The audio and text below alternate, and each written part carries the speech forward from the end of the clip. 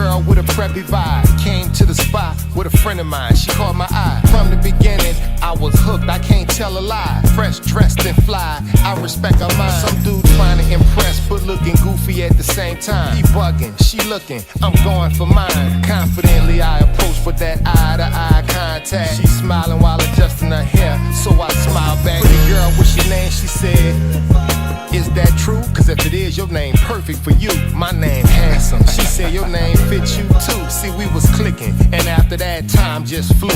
Then that time came to talk to her pops. He gave his blessing. And then that mind frame I had was honoring and protecting. I knew she was the woman we met. I found my future girl, and no other woman compares to my girl. Cause yeah, I knew it from the start. Merry Christmas. How y'all doing today? Let me know if you can hear me in the chat, please. Merry Christmas, Feliz Navidad, all of those wonderful things. Yes. Y'all, I just realized after the live stream yesterday, I didn't have the comment showing on my device here. So if you can hear me, cut this down. So I didn't even know if I had people on here that were on Twitch. So I gotta do better. Let me go ahead and enact that right now. All right, y'all. So Merry Christmas. Welcome to the live stream. Yes. So we have Lou and you know it here saying where them fans at? Yes, where are the fans, honey? It wasn't so hot today. I went outside and did a nice little walk. It wasn't too cold. It wasn't hot at all. It was like the perfect temperature. So I love going for a walk when it's nice outside. Yes. Okay. And we got my little Christmas tree here. You know, the one I decorated on live. We got this, got my co-host here. Let me get this straight. All right. We can see both of us. Wait a minute. Maybe you can't. I'm not gonna be sitting up the whole time. Let me take it back a little bit. But yes, y'all, Merry Christmas. So, Lou, you know it says hello. He can hear me. Thank you for the confirmation. Appreciate that. We got Abby here. Merry Christmas. Happy holidays. How was your evening with your aunt yesterday? You probably thought I forgot, didn't you? But yes, y'all. Merry Christmas, y'all. I tell you what, I was running a little late because I was talking to my dad and I called my mom. Well, they live in the same house, but they be in different rooms, right? So I just called them individual on their cell phones. They didn't have to get up to go to the other person, right? So she was telling me how good this ham was that he made for their Christmas dinner. And then he was saying that well, my mom was saying that my dad used the grill that I got them that came in early the other day, that they used that, but I had to confirm. But he did not. He cooked that ham in the stove, and he's gonna use the grill tomorrow for his chicken wings, he said. So, he had to give me the whole, play by play with how he made that honey glazed ham, y'all. So that's how that went. But yeah, so I knew when I called, I said, you know what? He gonna have me run a little bit late, but it's okay though. We're good. So yes. Okay, so Abby said laugh out loud. Oh yeah. Oh, y'all have pretty good memory. Now what's funny is that I can see, is it what's going on with my I have my tablet up showing what's going on too. But I can see maybe I'm behind. Okay, I'm behind on this tablet. Let me roll it up some. Let me see something. Catch up. I need to see what's going on real time because I see here you're saying that it was great. My time was good. With my aunt. Oh, that's awesome. That's good. I'm glad that you got to enjoy it. I know she enjoyed having you there for sure. I'm just trying to get my little just trying to get my little tablet thing going on here. But anyway, y'all, I'm just gonna have to figure this out on the fly. Oh yeah, well thank you, Lou. Let me go ahead and pin that. This is important. Yes, please like, share, comment, and subscribe, y'all. I know we haven't gotten started, but let me tell y'all. So yesterday, for those who were here, we had a good time, right? And so I had told y'all about the video regarding the man that met a lady that was homeless on his way to work, right? So Lavonda asked me to send her the video, which I did, but I went ahead and found it on TikTok, just the raw footage, right? And so we're gonna go into that. So yes. So, feel free to comment and stuff in the chat. If you want to talk about other stuff, let me know. We just gonna vibe. I'm gonna just kind of keep everything going, okay? So let me go ahead and get that going, and then you guys can see what I saw and let me know what you think on this, okay? So I may dibble and dabble while it's playing. Give me a second. Matter, which was like the end of August, beginning of September. But See that? my name is Richard, I'm 30, and what got me out here is I was on my way to work, and I run into a nice, pretty girl out here. How we linked up is I was walking. I don't need to go into full details with that, but pretty much I was walking, seeing her. I was like, "Damn, you too pretty, guy. What you doing out here, ma?" And then she started talking to me. We had a conversation, had a spark. I mean, like I don't use, but turns out that she did her little choosing of her drug, and we just was talking and stuff like that. Went on a date with her, and from there I just ended up liking her a lot. So it grew from there, and I started coming out here every day, as I'm going to work, checking on her before I go to work, and after I get off in the morning. So what else? Yeah, So you checking on her, and now you're out here. What's your situation right now? All right, because I stayed out here with her for a few days, just to make sure she's good, because they rob out here, rob the female, leech out the females and stuff, steal from them.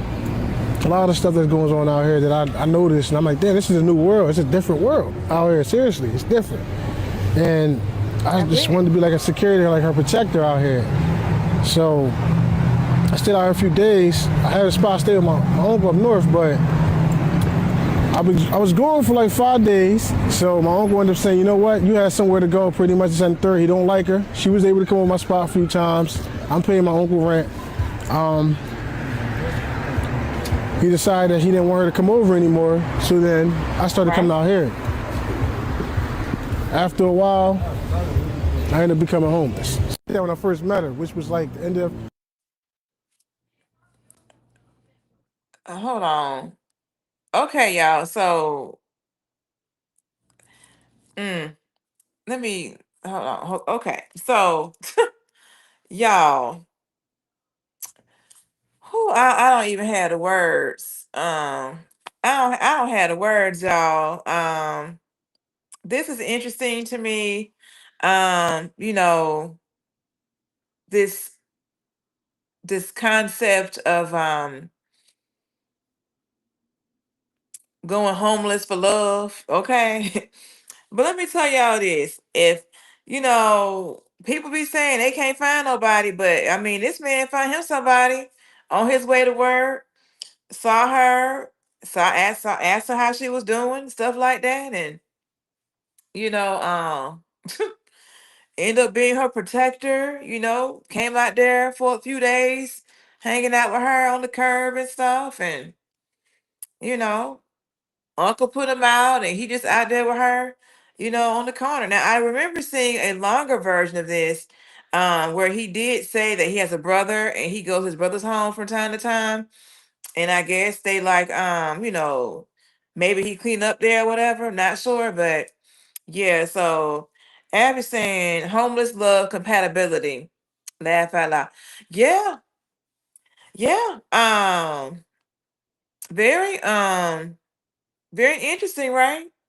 Now, you know what, Abby? I don't understand why I can see some of your comments on not on my YouTube, but over here on my restream. But you're talking from the same platform, so I don't know what's happening with that. But that's what's throwing me off, y'all. But anyway, yeah, they gonna probably get married. Like that man is locked in. Like as soon as, in my opinion, he locked in. Like as soon as he decided that he was gonna be homeless, the uncle was like,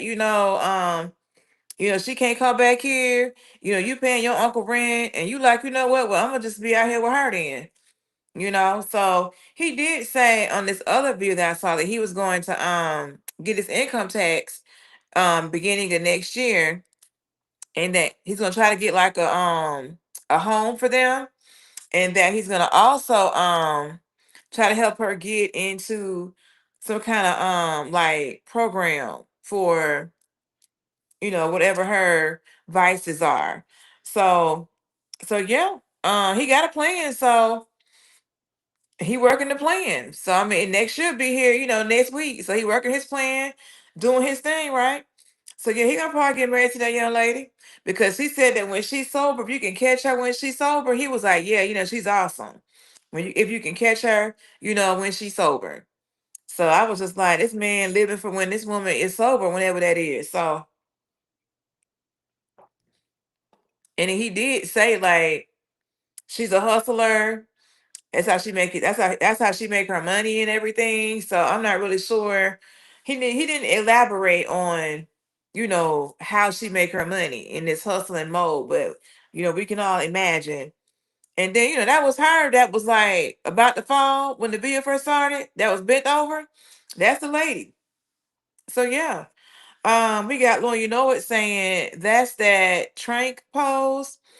I don't know what a trank is, but yeah. Homegirl then fell over and everything. So, but yeah, I have another one I want to show y'all that I thought was interesting about, you know, about the unhoused dating scene. Um Abby says, hustling doing what is the question?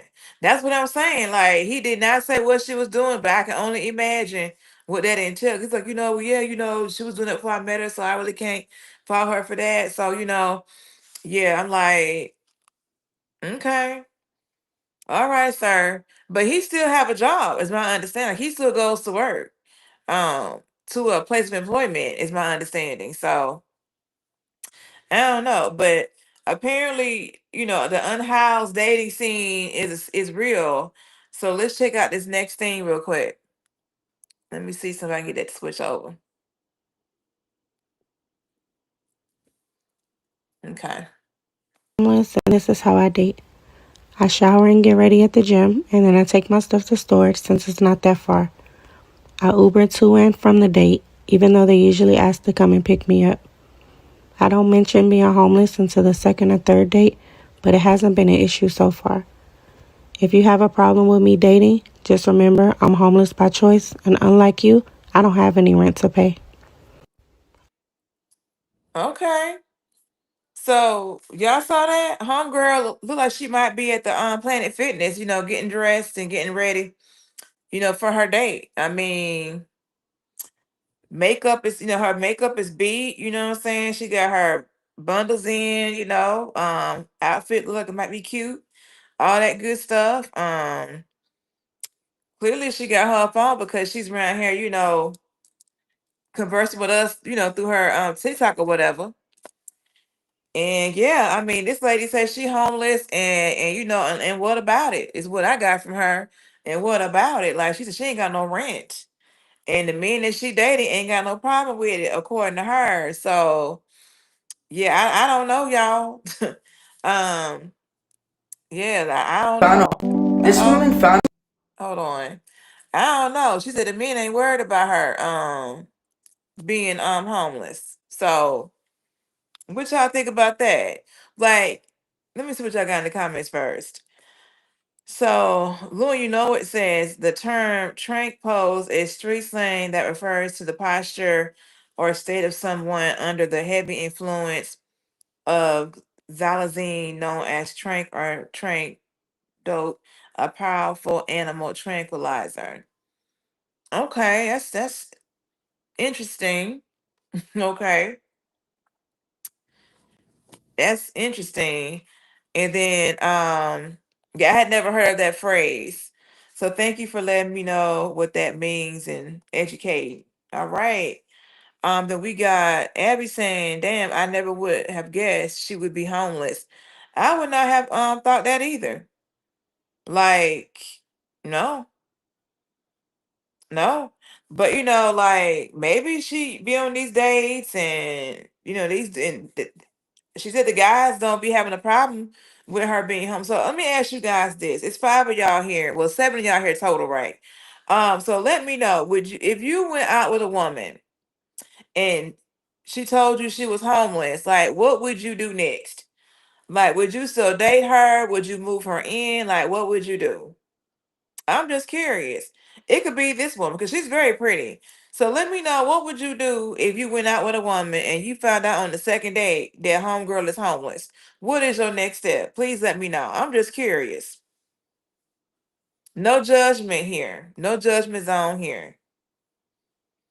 Because I'm gonna tell you right now, if it was a homeless man, first of all, I don't know. I don't know, y'all. Nope, nope, nope. Mm-mm. Y'all let me know. I know out of nine of y'all, out of six of y'all, however many is here, six to eight of y'all, I know one of y'all got something for me. What would you do or say if the chick told you on the second date that she was homeless? So Abby came through. He said, I would never move a homeless woman into my home. I know that's right. I would not do this. I would not move a homeless man into my home. No, no, sir. I'm with you on that. 100%.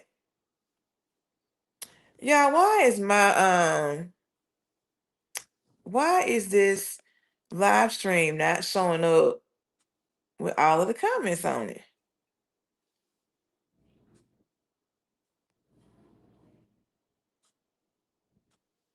Because for whatever reason, let me see here.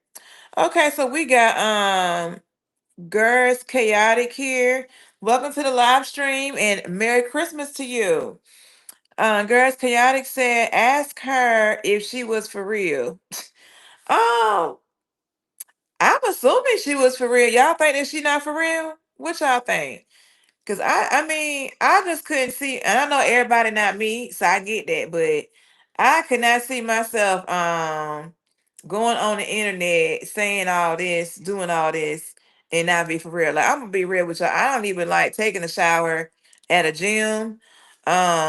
Usually if I'm like at work and I work out, I would do it at the end of the day, and then I would like just come home, shower, and do all that. You know, just that's just me. So for her to be in this gym, like in this locker room, like doing her full face of makeup and her hair, this is home for her. Let me know what y'all think. So Louis, you know it, then came back in. He says, I would need to know what she got going on for real. Was it a string of bad luck that led to the situation, or was it self-induced? Well, Louis, you know what? I would say it's self-induced because, she said at the very end of the clip that if you got a problem with me dating while homeless, then basically, mind your business because she ain't got no rent. So it sounds like to me that she's okay with being, rent free. The way that she made that comment. So she said basically, mind your business. If you concerned about her being homeless, and she said you got rent and she don't. So that sounds like to me that she might can afford to go stay somewhere, or she got a man that she be dating that takes her in, so she ain't got to worry about paying no rent, and she can just do a lot of dating and and meet somebody. I don't know what she doing. Lord, it said, is she living on the street or living in a shelter? Um, she does not give me living on the street vibes. I don't get that from all I know is what I see, what I showed on the screen here. I don't know anything else more than that. I did not look at her page when I saw this. But yeah, I'm assuming that she's living somewhere that's not on the street, because you can't look like this and be on the street. You see what I'm saying? So, um, yeah, that's my guess. Let me show you guys this next one that I thought was interesting. And unlike you, I don't have any rent to pay. This woman found a homeless man, took him in, and started a family with him, ultimately changing his life.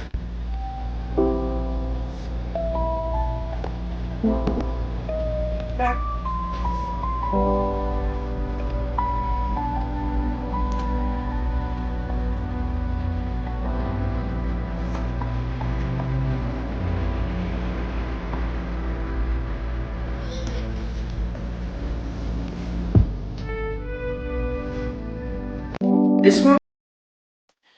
Okay, y'all. So in this last video, you know, the lady met the man that was homeless, took him in and everything, cleaned him up, got him a car, you know, made him a husband, is how she phrased it, made him a father, all of that. So it worked out for him. So, I guess people really out here, finding they love match, um, on the curb. So I don't know what to tell you. I mean, I guess you can meet people authentically when you out and about at an event, on the curb, online. I guess there's options here. So yeah, I mean, I don't have no other words here. So let me see what is Lou You Know It saying here. Lou You Know It says, I would need to know. Okay, y'all booming here. I would need to know what she got going on for real. Okay, I read that one. Okay. So does no rent mean she has an additional at least 2K of disposable income each month? That's a good question. Um, that's a good question. I mean, I would assume that she must be saving. I mean, because the way she made that comment, like, y'all got rent and I don't. Like, she doing something with her money. So when you say disposable, I mean, do I think that she's saving her 2K? Probably not. Maybe. I don't know. The video from yesterday, and we showed the man and the woman that were moving into the double tent. They're planning on, their plan was to save money and pay out their $6,000 debt that they owed to the hotel. So I don't know what this lady doing. Um, I don't know. Let me see what else we got going on here. Okay. So you all said the next one we got here is from Abby. Let me look at it first. Okay. I don't know why this is so delayed. This is really delayed today. Like, why am I even looking at this tablet as delayed as this is? So Abby says, let me take it up and then read it. Hold on. You says this must be a trendy thing now, picking up or meeting homeless women / men on the street and then becoming your soulmate. Um, Abby, it must be. It must be a trendy thing. It's not a trend that I plan on participating in, but it must be a trend. Um, you're right. It must be because I just have never heard until last week about people finding their soulmates and giving up housing to be unhoused on this curb to be with they person. I've never heard of this phenomenon before. So this is a lot. That's all I got. I'm speechless. I am speechless on this. This is a lot for me here. But yeah, I don't know. Like, I mean, I get what Lou, was saying. Like he was saying, what is the circumstance that drove her to being unhoused? But if you're unhoused, you're not gonna be dressed like that. Like if you're unhoused because you don't have funding, any resources, you're not gonna look like that. I'm just saying, like you can tell, like with the lashes, with the makeup, with the hair, with the outfits and stuff. Like she working with some kind of income. Now, whether she want to use that income to pay for somewhere to stay, it appears not. But if she read the right man, he'll move her into his home. You know, a lot of men be out here trying to, save somebody. They be want to, get the lady that work at the Waffle House and wife her up and change her life with his resources. You know, you've heard these men talk about that on this internet, how they want to be a provider, and then the lady don't make that much money. Oh yeah, it's amazing. Okay, let me start being amazed why these are not matching here. Okay, that's cool. Okay, so then we got a comment from. So I done missed a lot of these comments, y'all. So if I miss your comment, just know that there's a difference between what's showing on my restream here and on this YouTube screen. So please bear with me on that if I missed anything. Let me keep going.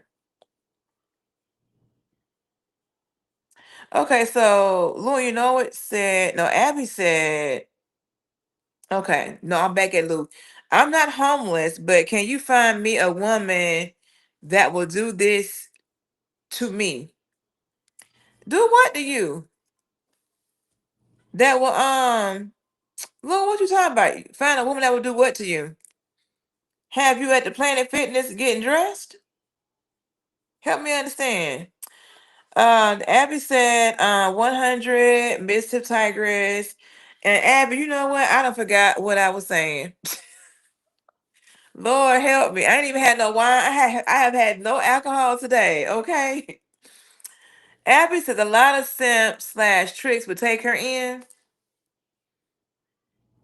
Probably so. I agree. I agree. They probably would.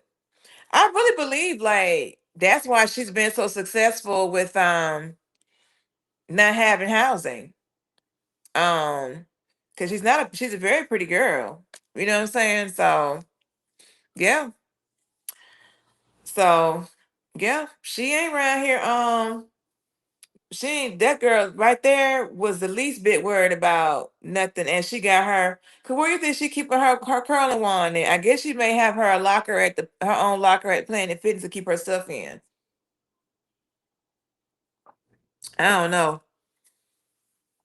Lou, you know it said, "Oh, find a woman to buy him a car." Well, you know, Louis, you're gonna have to be out there on the curb. You know, you gotta be outside because she had took a picture of that man that she found in his original state. And then she got that man a car and helped him get a job and made him a husband and and made him a father. I mean, it really worked out for her, and I'm glad that it did because it don't work out for people like that all the time, you know? Okay, okay. And took him on vacation. You're right. I see your comment here. Buy me a car and take me on vacation. Yeah, just you know what, y'all? I had saw this video and I meant to clip it for y'all. Let me add it to my list for the next one. Um, this is the clip of man in the hospital. So this man was in the hospital and he was like, "Yeah, I need somewhere to stay. Get at me." Like he on, he literally in the hospital. You see the things, hooked up to him and stuff. And he like, "Yeah, I need somewhere to stay, get at me," that type of thing. And people were like, "What is you doing?"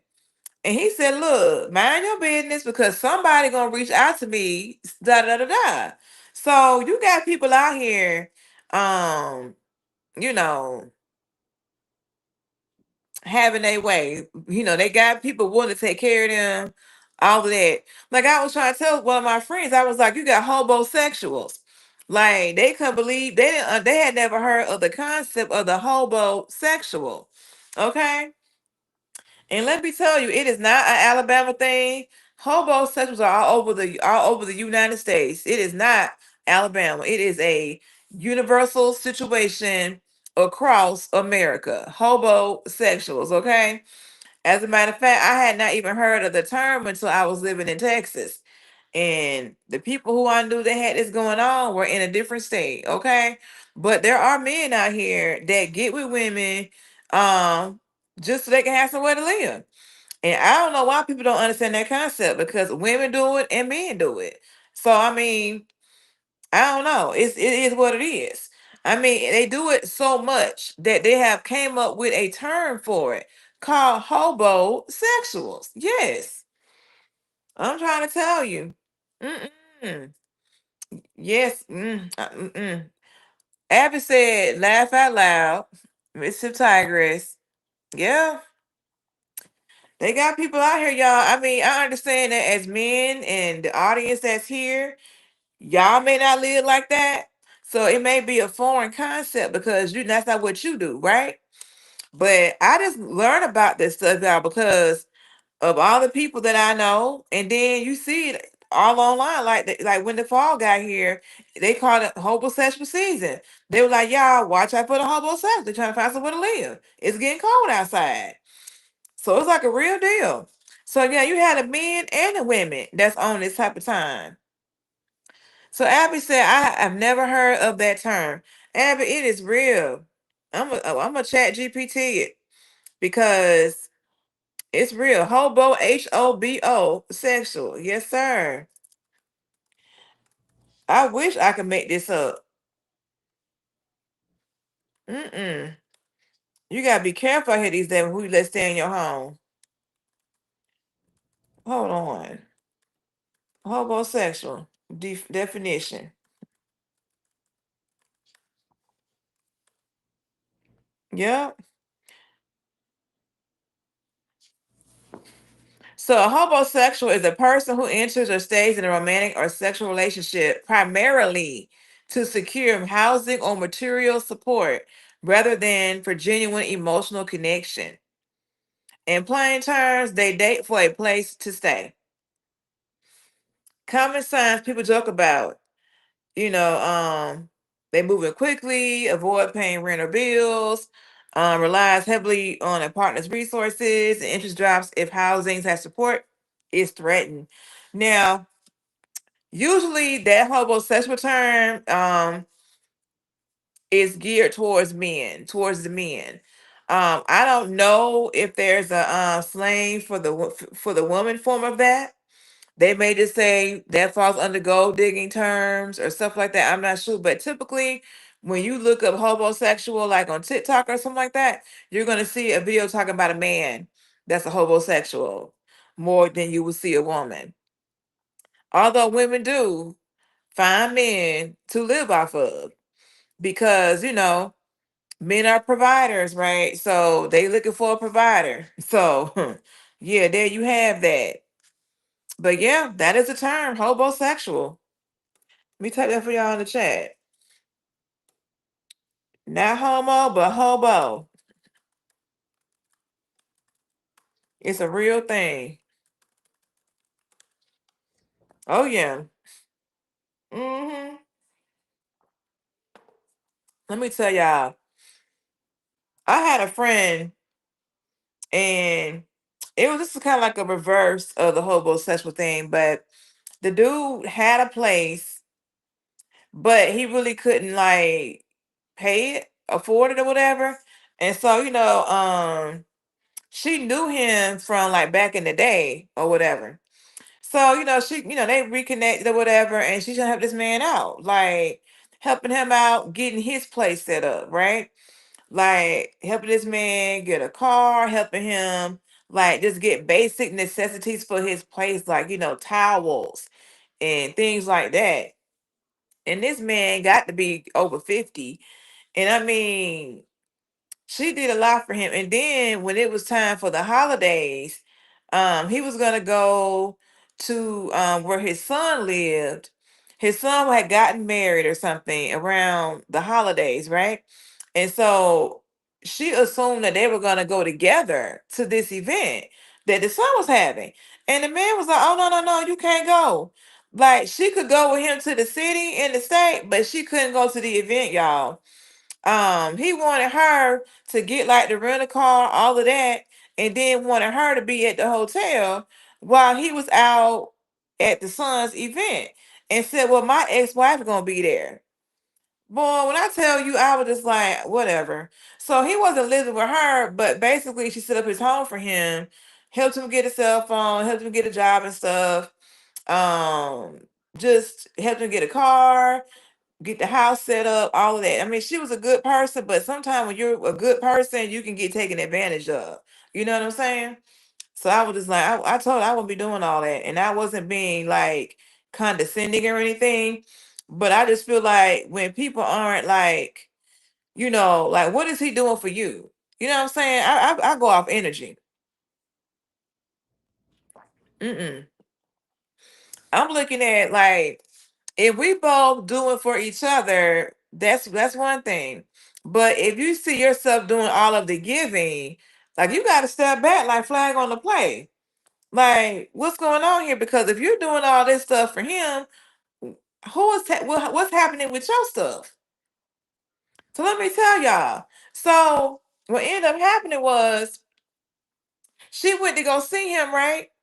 And I happened to be driving through because I was heading to see my parents. I drove from Texas to Alabama. So I was stopping through. So she had, gave me access to her home so I could spend the night and then get on the road, completing my drive to Alabama. And she called me. I think I made it to her house like at, I don't know, 11 o'clock at night. It was a long drive, y'all. And she was like, "Oh yeah, homeboy had went to go do a job or something, and he had made it back home." I was like, "Oh, okay, I'm tired. I done drove about 8, 9 hours. I don't care about this man, right? I'm trying to go to sleep." So I went on up in that house, got me some sleep. Then the next morning, she called me and said he didn't come back at all. I said, "Really?" Then she said that one of his homeboys had came to the house and was knocking on the door.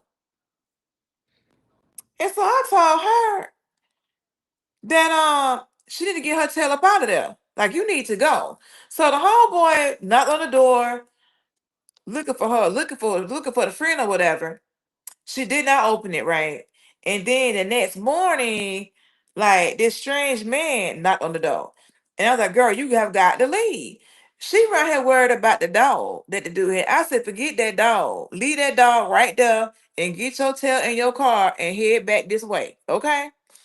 So she ended up leaving because I said, in my opinion, I was like, if you would have opened that door, you would have been violated, in my opinion. That's just me. So she took my advice, she left, but she took the dog. So when she got closer to where she lived, because she lived about maybe 3 hours away from where the dude was at or whatever, that's when he called her. And it was like, "Yeah, I ended up um he said he ended up being taken to jail, y'all." I was like, whatever. So you know what I did, y'all. I said, "Give me his name." So I went and checked them records for the county jail and all that. Name never showed up. So what it was somebody knew when she left that house, right? And they timed it to where they knew, okay, she's more than halfway towards home. She's not gonna turn back around. You know what I'm saying? And that girl still got that dog. 'Cause she ended up taking care of the dog and all that other kind of stuff, and it just didn't work out with him. But I was like, yeah, because he told her that his friend, the one that came by the house the night before, knew that he was in the jail, allegedly, and was supposed to tell her that. Because I was like, well, when he could have called and told you that. You know what I'm saying? So yeah, y'all, that is what homosexual story right there. That was out of Florida, okay? But yes, y'all, they got men out here and women, but I'm talking about men right now. I know it's both. But you would be surprised with what these folks be out here doing for real. So I don't put nothing past these folks. I'm just telling you. Okay, y'all. Let me go ahead on next. So yesterday I was asked about the Nicki Minaj thing, right? And so the nice lady, her name was Sassy something. Shout out to her. I was glad that she, showed up to support the channel yesterday. She was saying that Nicki Minaj has left us. I was like, I got to go find out what's going on. So I did watch a few videos. So I got them for us here today to kind of look at and to explore. I don't know. It just sounds like to me like the few things that I did see that Nicki Minaj talked about. Um, I didn't really see a lot that was wrong with what she said. But I do understand that sometimes just being, in association with certain things can not be good for what you're standing for, right? So I know I was told that she said about the LGBTQ community, but I could not find anything on that. So, so yeah, hold on, what we talking about here? So, Lou, it said, so you was at the house while the friend was outside knocking. So no, I was at my friend's house. She was in another part of the state at her dude's house, right? So I'm 3 hours away from her, and she's at her dude's house. And then while the dude is allegedly in jail, that we found out, later on, the friend who knew he had went to jail had came by the dude's house. Now he knew that old girl was there because her vehicle's outside, the property or whatever. Um, But then now that I think about it, he was like in a duplex type of home. And so there were issues where he was saying that people were like coming into the property, like stealing his stuff. Like, she bought him like new t-shirts and things like that, and things were coming up missing. And apparently they were able to like climb over the shared wall or something, or come through the attic, some mess like that. The whole bottom line for me is that is unsafe. And girl, between all the theft going on from the alleged neighbors, the friend knocking on the door, knowing the man was in jail, the crackhead looking dude knocking on the door, I'm like, girl, get your tail up out of there. So no, I was 3 hours away from the mess, telling her what I think she need to do. Okay. Now she finally took my advice, but when she got about 1 hour away from where she lived, that's when he called her talking about he was in he had went to jail. And I looked on that website for the county and everything, and his name did not pull up not one time, even several weeks later. Mm-mm, it did not. So yeah, that's what happened with that. Now back to Nicki Minaj, and yeah, that is crazy. Abby says Nicki Minaj lost thousands of followers, I believe, from Instagram. Yeah, we looked at it. We looked it up yesterday, and she lost followers, and she ended up deactivating her account too, because apparently people are not in favor of her going to that Turning Point conference that she spoke at recently. So let me go ahead and show y'all some of this, because I was like, what's really going on? I'm not a barb. So I don't really follow Nicki Minaj like that. I do like some of her music, but I'm not like in tune to what's going on. So I learned a lot just kind of like figuring out like what's going on with this. Like I didn't know about the comments she made during COVID. It just seemed like to me, if anybody was gonna have a real issue with her, it would have been when she married her husband. Y'all, he allegedly I think raped someone. He's on the sex offenders list, all that kind of stuff. To me, I would have thought that that would have been the thing that would have drove people in a different direction, right? And then on top of that, they said that her brother is in um jail, incarcerated for I think for raping his stepdaughter or something like that. He's actually in jail. So I'm sure, they saying that she helped pay, for those legal fees and whatnot. So I would have thought that from those type of things that maybe people that kind of wrote her off, but maybe not. They writing her off in this turning point situation. We got Lavonda here. Hey, Lavonda girl. I know you don't celebrate the holidays, so I'm gonna tell you happy holidays so I don't mess this up. Oh, hey girl, hey. We talking about Nicki Minaj. I went and found some videos so I can kind of get up to speed on what's going on with her. So what you missed so far, I showed in the video I sent you. Well, you got the longer version. I watched the video of I'm gonna call them the Method Man and Mary J. Blige. You all I need to get by couple that's homeless. Then we watched this girl who is homeless go on a date. She tells people that she's homeless by the second date. And then we watched a video with this woman who met her husband while he was homeless. And she got him a car, took him on vacation, and they got married and had a family. So it worked out for her. And so now we're gonna go into this whole Nicki Minaj thing.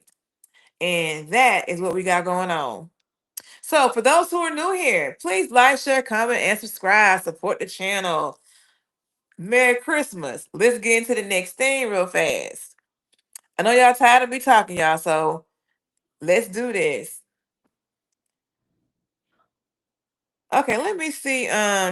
What Lou, what's saying here. He said, well, the deceased is who was deceased? Who passed away? Well, the deceased is on video saying, oh, you talking about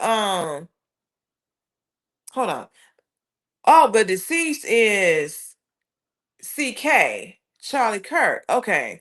Is on video saying Nicki is not a good role model for black women, so I don't really understand why she did the appearance.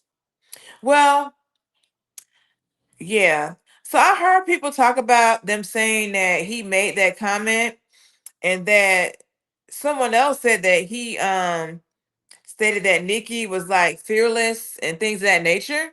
So I honestly do not know what this deceased person actually said, but on the video I'm about to show y'all, they have a little bit of a conspiracy theory, a little bit. Okay, so let's kind of go into that. So the first thing I'm gonna show y'all is this clip from Mr. Don Lemon, where he kind of get a little bit backstory with Nicki Minaj. Like I said, I'm not a barb, so I'm not really in the know with all things Nicki Minaj. So it was a nice little cheat sheet. Let's get into it. Let's talk about Nicki Minaj. Why not? Everybody else is like, what is she doing now? Nicki Minaj has trafficked in some conspiracy theories. You guys, I don't know if you remember around COVID, primarily like social media posts and public statements. There was one that was really notable about the claims that she shared during COVID about her cousin's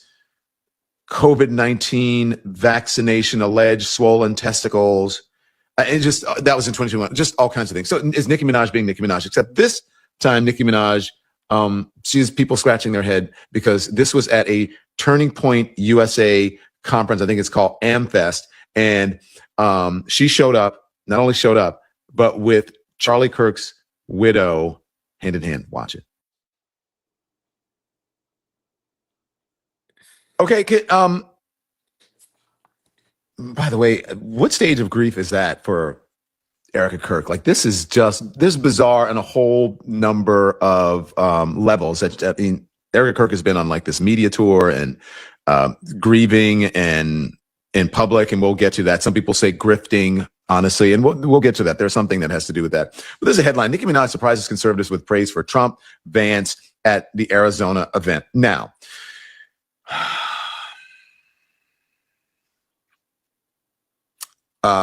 do we need to go into what Charlie Kirk said about black women? And Nicki Minaj is a black woman. She's a woman of color, about not having brain processing power. So maybe Nicki Minaj, according to Charlie Kirk, does not have the brain processing power to figure out what she's doing right now. Look, you can be a conservative, you can be whatever you want, but I believe a grift is a grift is a grift. And I don't know what, there are folks online who are saying maybe this has to do with that she's in financial straits. I don't know that. That's what the streets are saying. That's what the internet is saying. I don't know that to be true, but that's what they're saying. There's also saying there's someone in her family possibly that she wants pardoned or exonerated or something changed. I just remember, you know, her. We'll talk about her husband and all of that because Gavin Newsom, I think, took care of all of that for all of us. So Nicki Minaj is at this Turning Points USA event, and she has this praise for Donald Trump and for JD Vance. In the process of praising both of them, she made a huge, huge, huge blunder. Now, I want you to remember, you guys know, Charlie Kirk was assassinated, right? Or was killed. I don't know if you want to call it an assassination or something, whatever. But a bullet took his life. And Nicki Minaj gets up and she says this. Why now have you been involved with? Okay, hold on. So I could not find the part 2 to what Mr. Don Lemon had to say. But you know, he did state a little bit of the conspiracy theory, like saying she needed some money, that maybe, you know, working on a pardon for perhaps her brother or her husband or something like that. I'm not really sure. Abby was saying in the chat that she may have got paid $1 million to speak at the conference. $1 million, y'all. Okay. Yep, that's Don Lemon. Yep. Crip Blue 973 said Don Lemonade. Crip Blue, welcome to the live stream. Merry Christmas to you. Glad that you're here. Abby does not know what I'm gonna look up grift real quick and see if I can find out what that is so I can know. I've heard that term a few times in relation to this Nicki Minaj discussion, y'all. So I ain't never heard of grift. What is a grift? Let's see. Chat GPT, y'all. But that's what I'm on right there. Huh. Interesting. Okay. It says a grift is a con, scam, or hustle, usually involving deception to get money, favors, influence, or resources from others. Now they say modern usage. Okay, people now use grift broadly to call out performative behavior when someone exaggerates beliefs, struggles, or expertise for profit, clout, or support rather than sincerity. I learned something new today, y'all. So interesting. Okay, so Abby says, according to Google, it means engaging in petty or small scale swindling. Then Lou, you know it says a grifter is a con artist or swindler who uses deception, charm, and persuasion to trick people out of money or possessions. He also says, but in today's society, it's trying to make a bag off of somebody else's NIL or culture or culture vulture. Interesting. Okay, y'all. So let me back it up a little bit. Uh-oh, I backed it up too far. It's okay. We'll just let it play and then we'll keep it going. Because I do have a clip or two of her actually talking to Erica Kirk. And then this young lady did a very thorough breakdown of her assessment as to um her feelings of Nicki Minaj. I mean, I'm seeing people talking about they are mourning Nicki Minaj. That's why when Lou was talking about the deceased, I didn't track initially that we were talking about Charlie Kirk. I thought we were talking about the fact that people are mourning Nicki Minaj, you know, mourning deceased. But anyway, y'all, I'm back on track. So let me go ahead and get this back playing, and we're gonna keep this going. So is Nicki Minaj being Nicki Minaj? Except this time, Nicki Minaj, she's people scratching their head because this was at a Turning Point USA conference. I think it's called AmFest. And she showed up, not only showed up, but with Charlie Kirk's widow hand in hand. Watch it.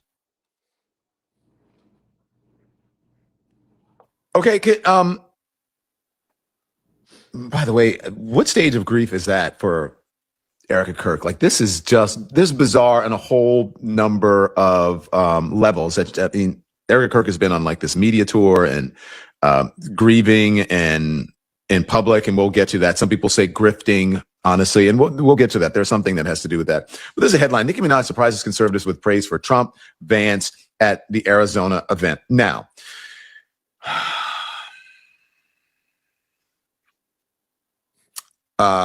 do we need to go into what Charlie Kirk said about black women? And Nicki Minaj is a black woman. She's a woman of color, about not having brain processing power. So maybe Nicki Minaj, according to Charlie Kirk, does not have the brain processing power to figure out what she's doing right now. Look, you can be a conservative, you can be whatever you want, but I believe a grift is a grift is a grift. And I don't know what, there are folks online who are saying maybe this has to do with that she's in financial straits. I don't know that. That's what the streets are saying. That's what the internet is saying. I don't know that to be true, but that's what they're saying. There's also saying there's someone in her family possibly that she wants pardoned or exonerated or something changed. I just remember, we'll talk about her husband and all of that because Gavin Newsom, I think, took care of all of that for all of us. So Nicki Minaj is at this Turning Points USA event, and she has this praise for Donald Trump and for JD Vance.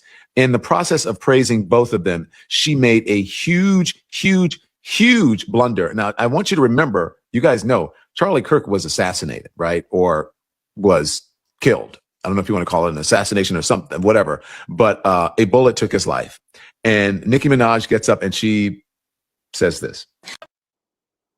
Why now have you been involved with speaking about politics? What was kind of the turning point for you? Yeah. What was the turning point? Well, I just got tired of being pushed around.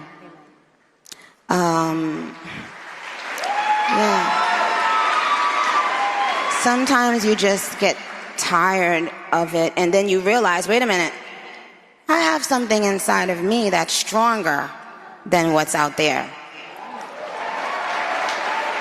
That's right. So when you've had enough, you realize, wait a minute, why do I even care about these people and what they think? Who are they? They don't even know who they are.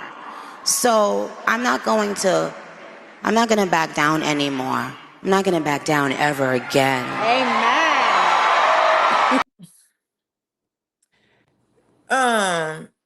Y'all. Let me put myself back up here.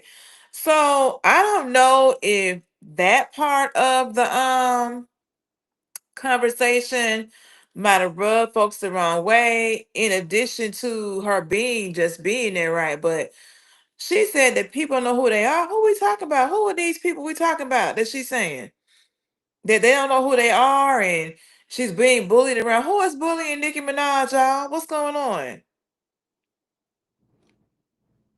So Abby said she be extra with what she said about Donald Trump. Oh yeah, I got that coming up next. But I mean, so is that her talking about the LGBTQ community when she was talking about they don't know who they are? And these bullies of people she's talking about? Like, is that it? Like, I need a translator. I need translation, y'all. So, but yeah, let me go to the next clip, which is when she talks about Trump and JD Vance. So yes. I have the utmost respect and admiration for our president.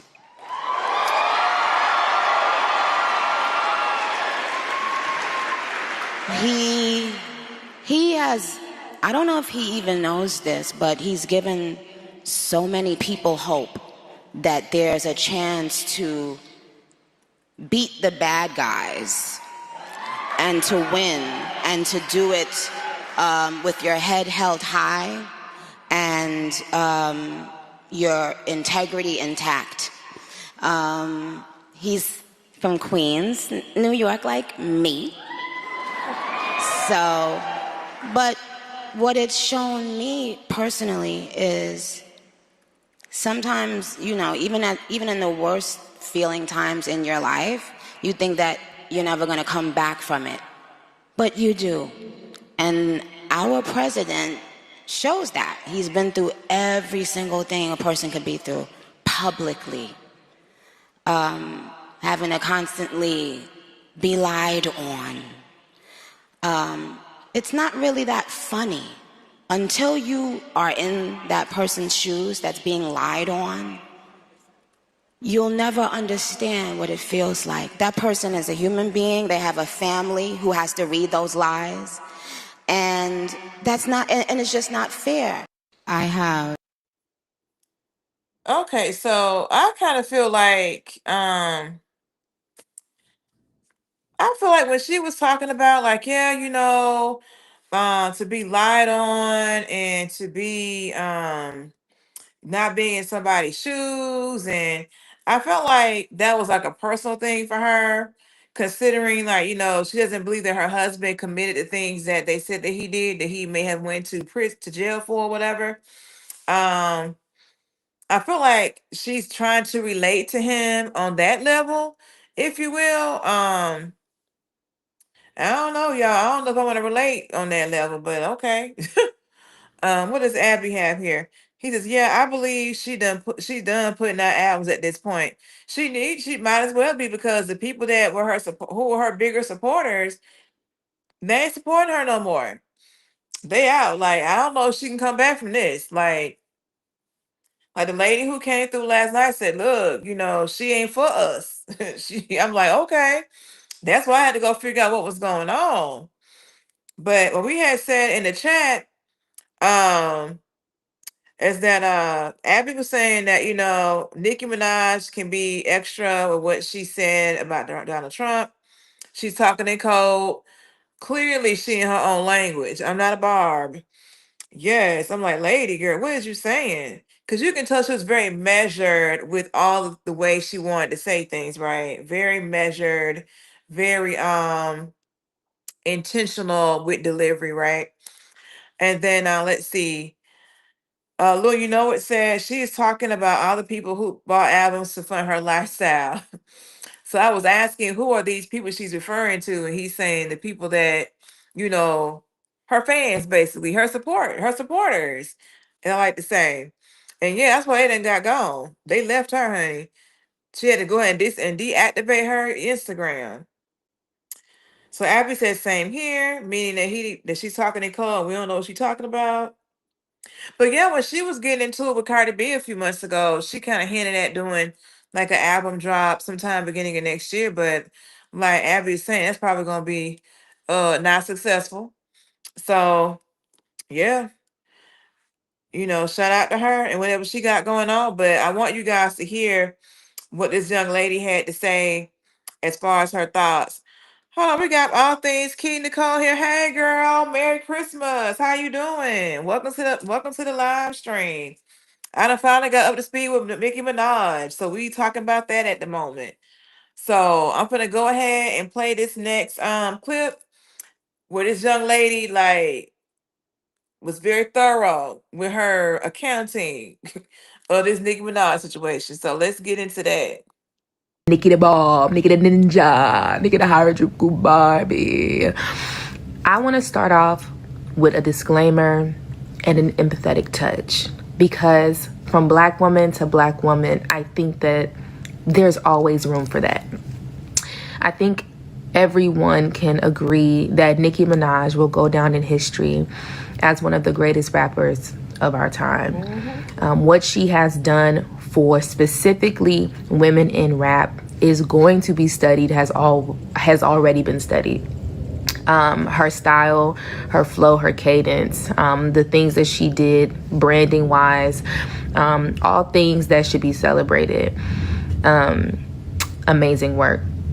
And I think that the experience that she had in the industry as a black woman, it's obvious that there is some trauma there. And I think it led her to making maybe not the best decisions as it relates to relationship building, which created a kind of distance between her and her peers. And we watched Lifetime, how that kind of broke down the fabrics of the relationships between women in rap.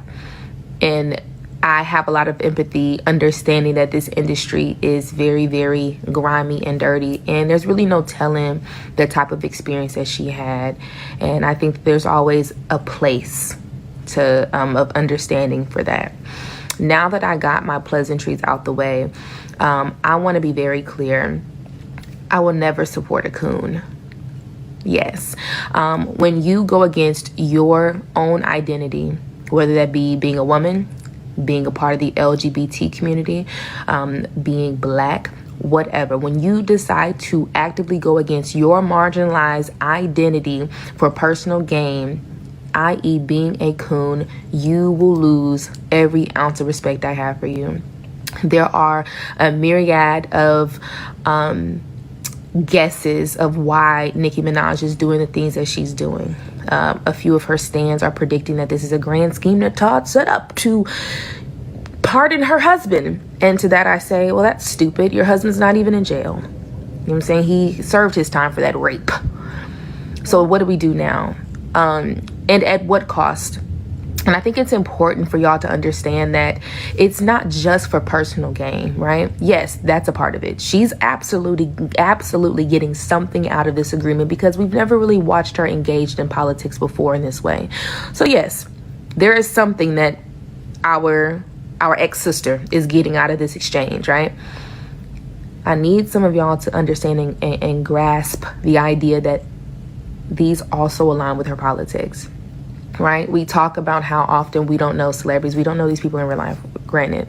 But dare I say, Let me say this, y'all. So she making some good points. Now, I agree. We don't know these celebrities in real life. But do you think that when you are a celebrity that you, how do I say it?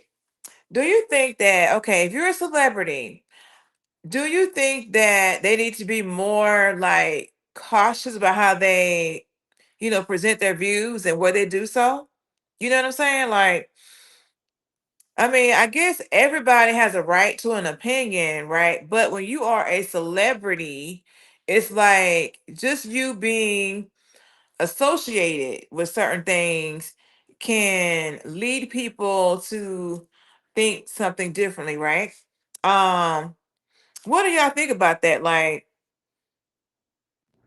I don't know. I'm just kind of like, okay, I never really thought about what her political views were, but I see where she has said that she's tired of being bullied. I mean, I don't know who's bullying her or for why, but I mean, it's clear that, she does what she wants to do, hence the man that she married and had a family with, right? So, I don't know. I just think that people need to kind of you know, I don't know. Let me see what y'all saying here. So we got okay, let me go back, y'all. Y'all up in here. Okay, so Lou, it says I thought her husband had state charges, not federal. That I'm not sure of. I just know he had charges. And I think when they moved to California and he did not register, I think he got additional charges for that as well, or infraction, if you will. Then Al says, welcome to the live stream, Al. Glad that you're here. And he says, why would anyone give a damn about a celebrity? That's a good question. Honestly, I'm kind of trying to understand that myself. That's why I was trying to understand, like, okay, why is everybody so mad with her, and why she lost its 10 million views is what somebody brought to the chat yesterday. So I was looking into it like I had told the people I would. So yeah, I'm just trying to figure it out myself. Why are they that concerned with what she got going on? But I don't know. I don't know if it's because she's a celebrity and maybe they feel like, well, from what they're saying that they feel like she has turned her back on her fan base.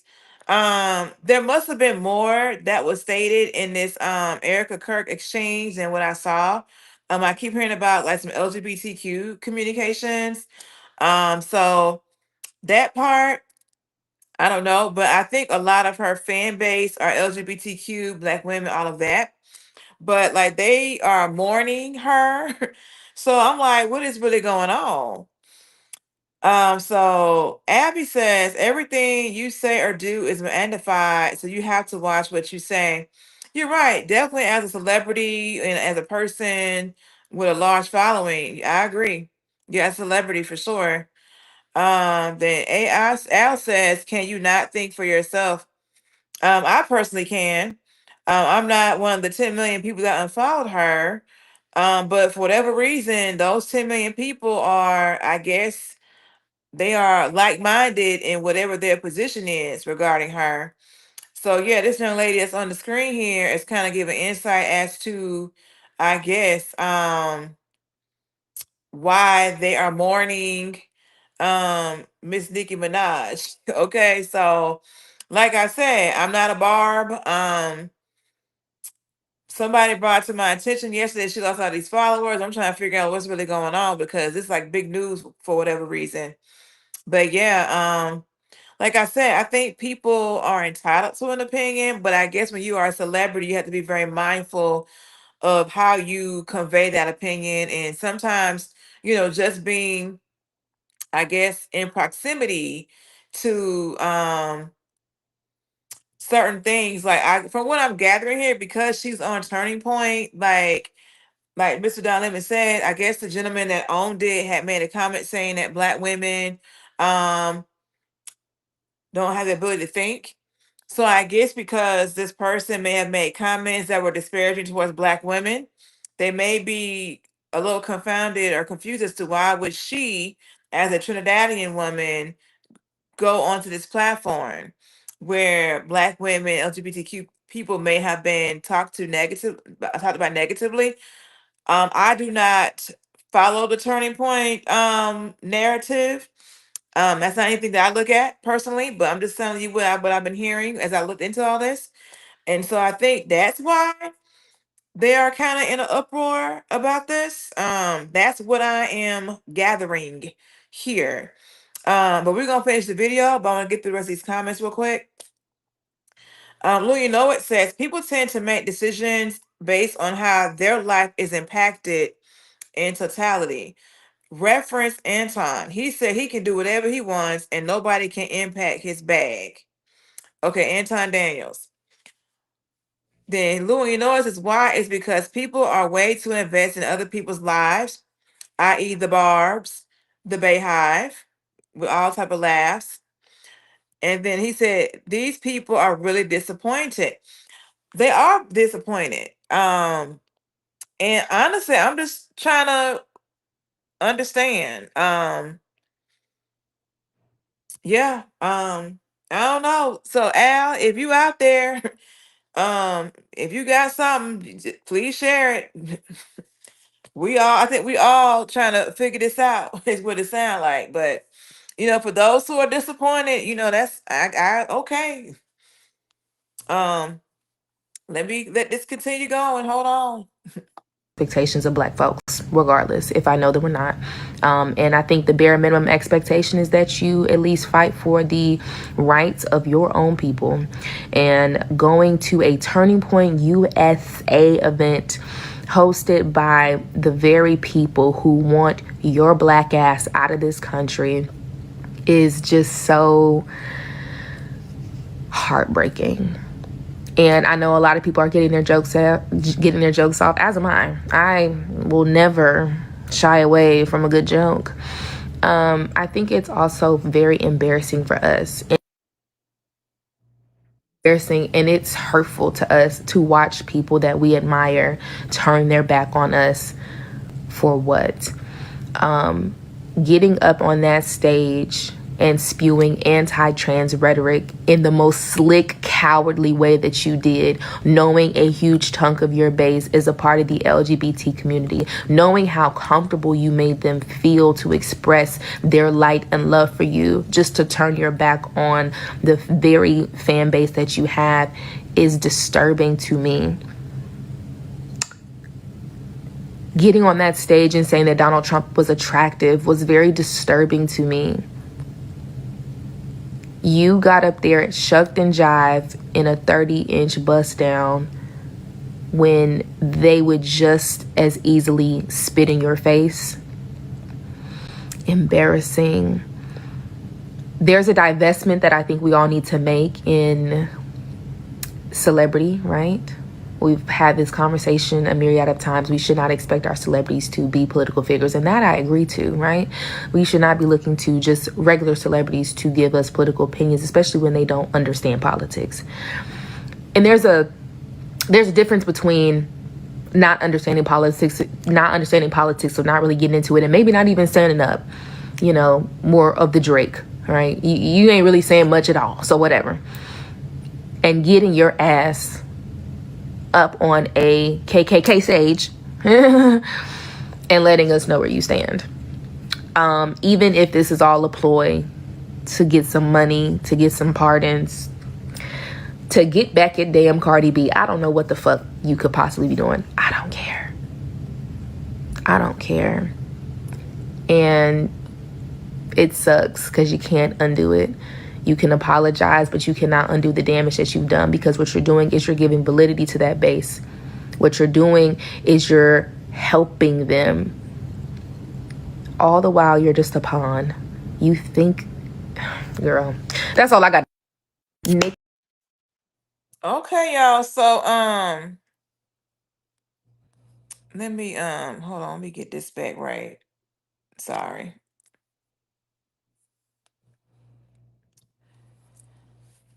Okay, so we heard from Miss Ma'am here, as to, I guess, what the majority of the people are thinking in regards to Nicki Minaj. I mean, she had like over 100,000 views on her comment here. That's why I went ahead and picked her when I was on TikTok. I mean, I saw a lot of different takes, but I figured let me go with her. She got the most. I ain't have a lot of time, y'all. But okay, so Abby is saying that the young lady is basically saying that Nicki Minaj is a sellout in so many words. Let me hold on, let me find something here.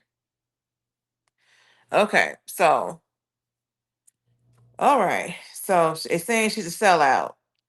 I actually heard that on some other videos that I saw. That's kind of the theme um that I saw there. So yeah, that she was a sellout, essentially, and I guess.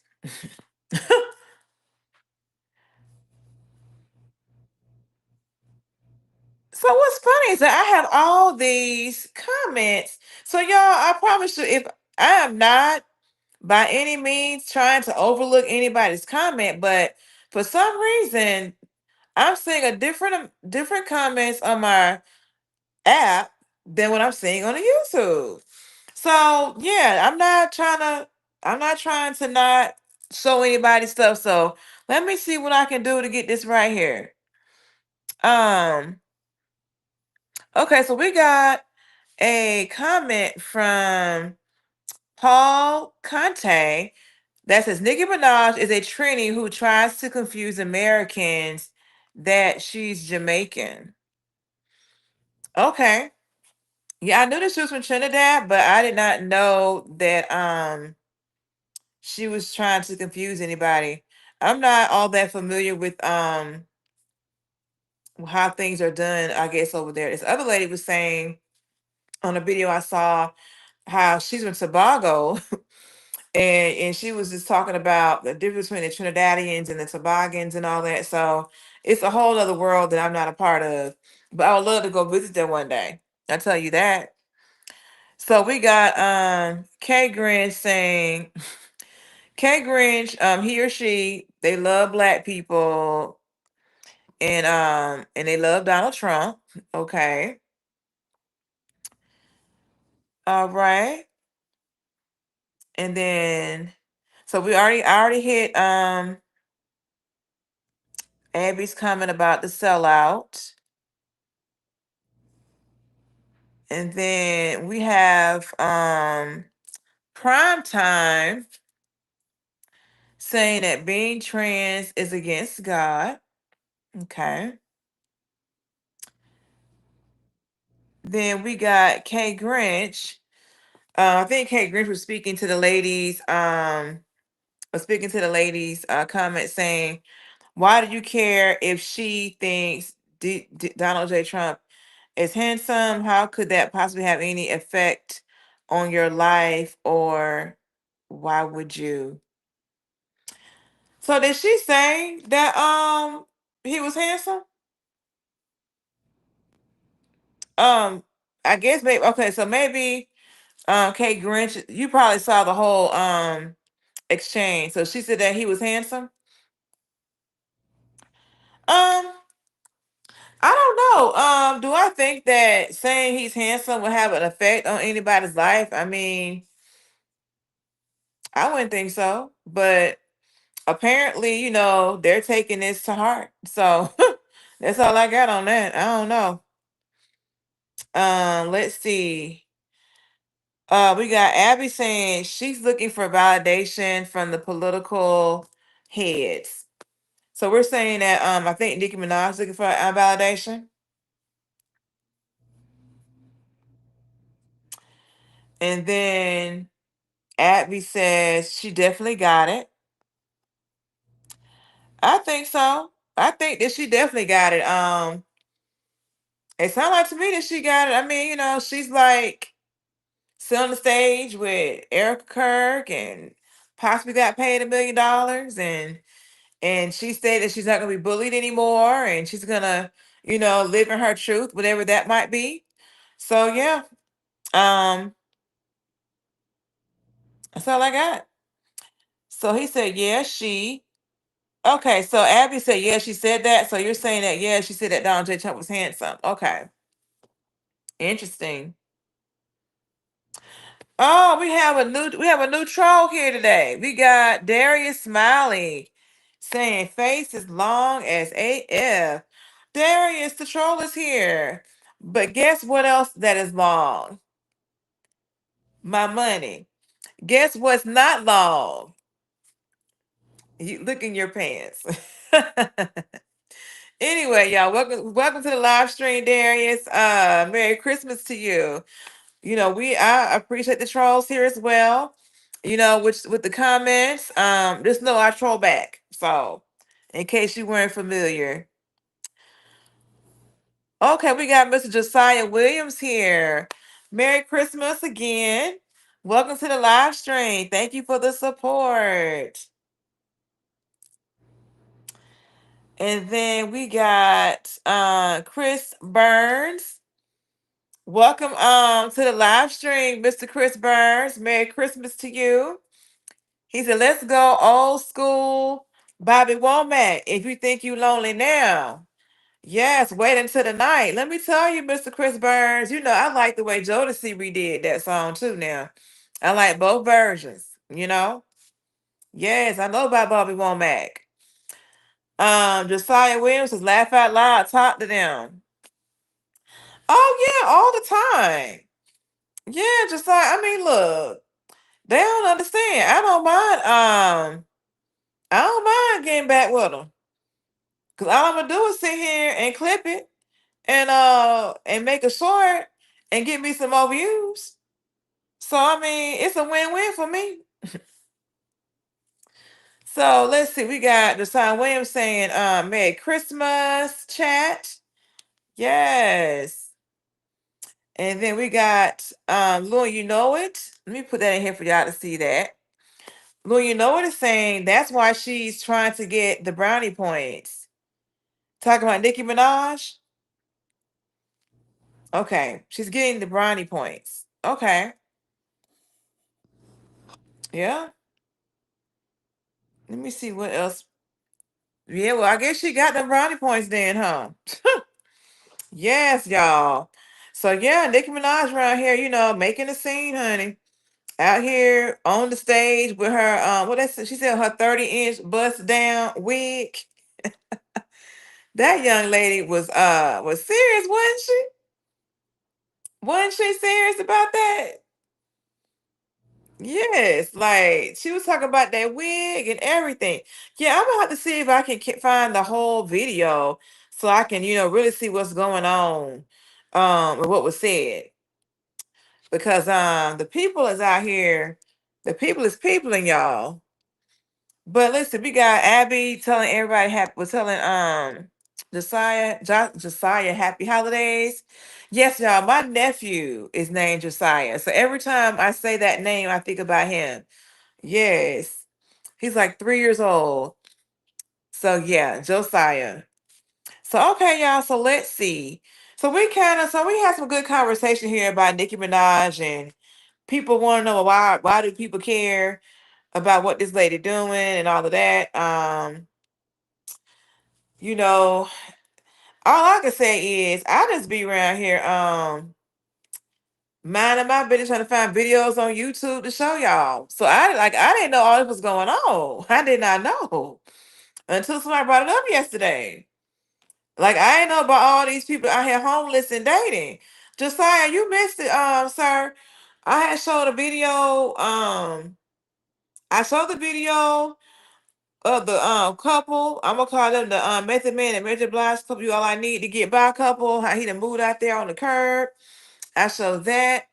I showed the young lady who is homeless and dating, and the lady who found her husband who was homeless. We done showed all that.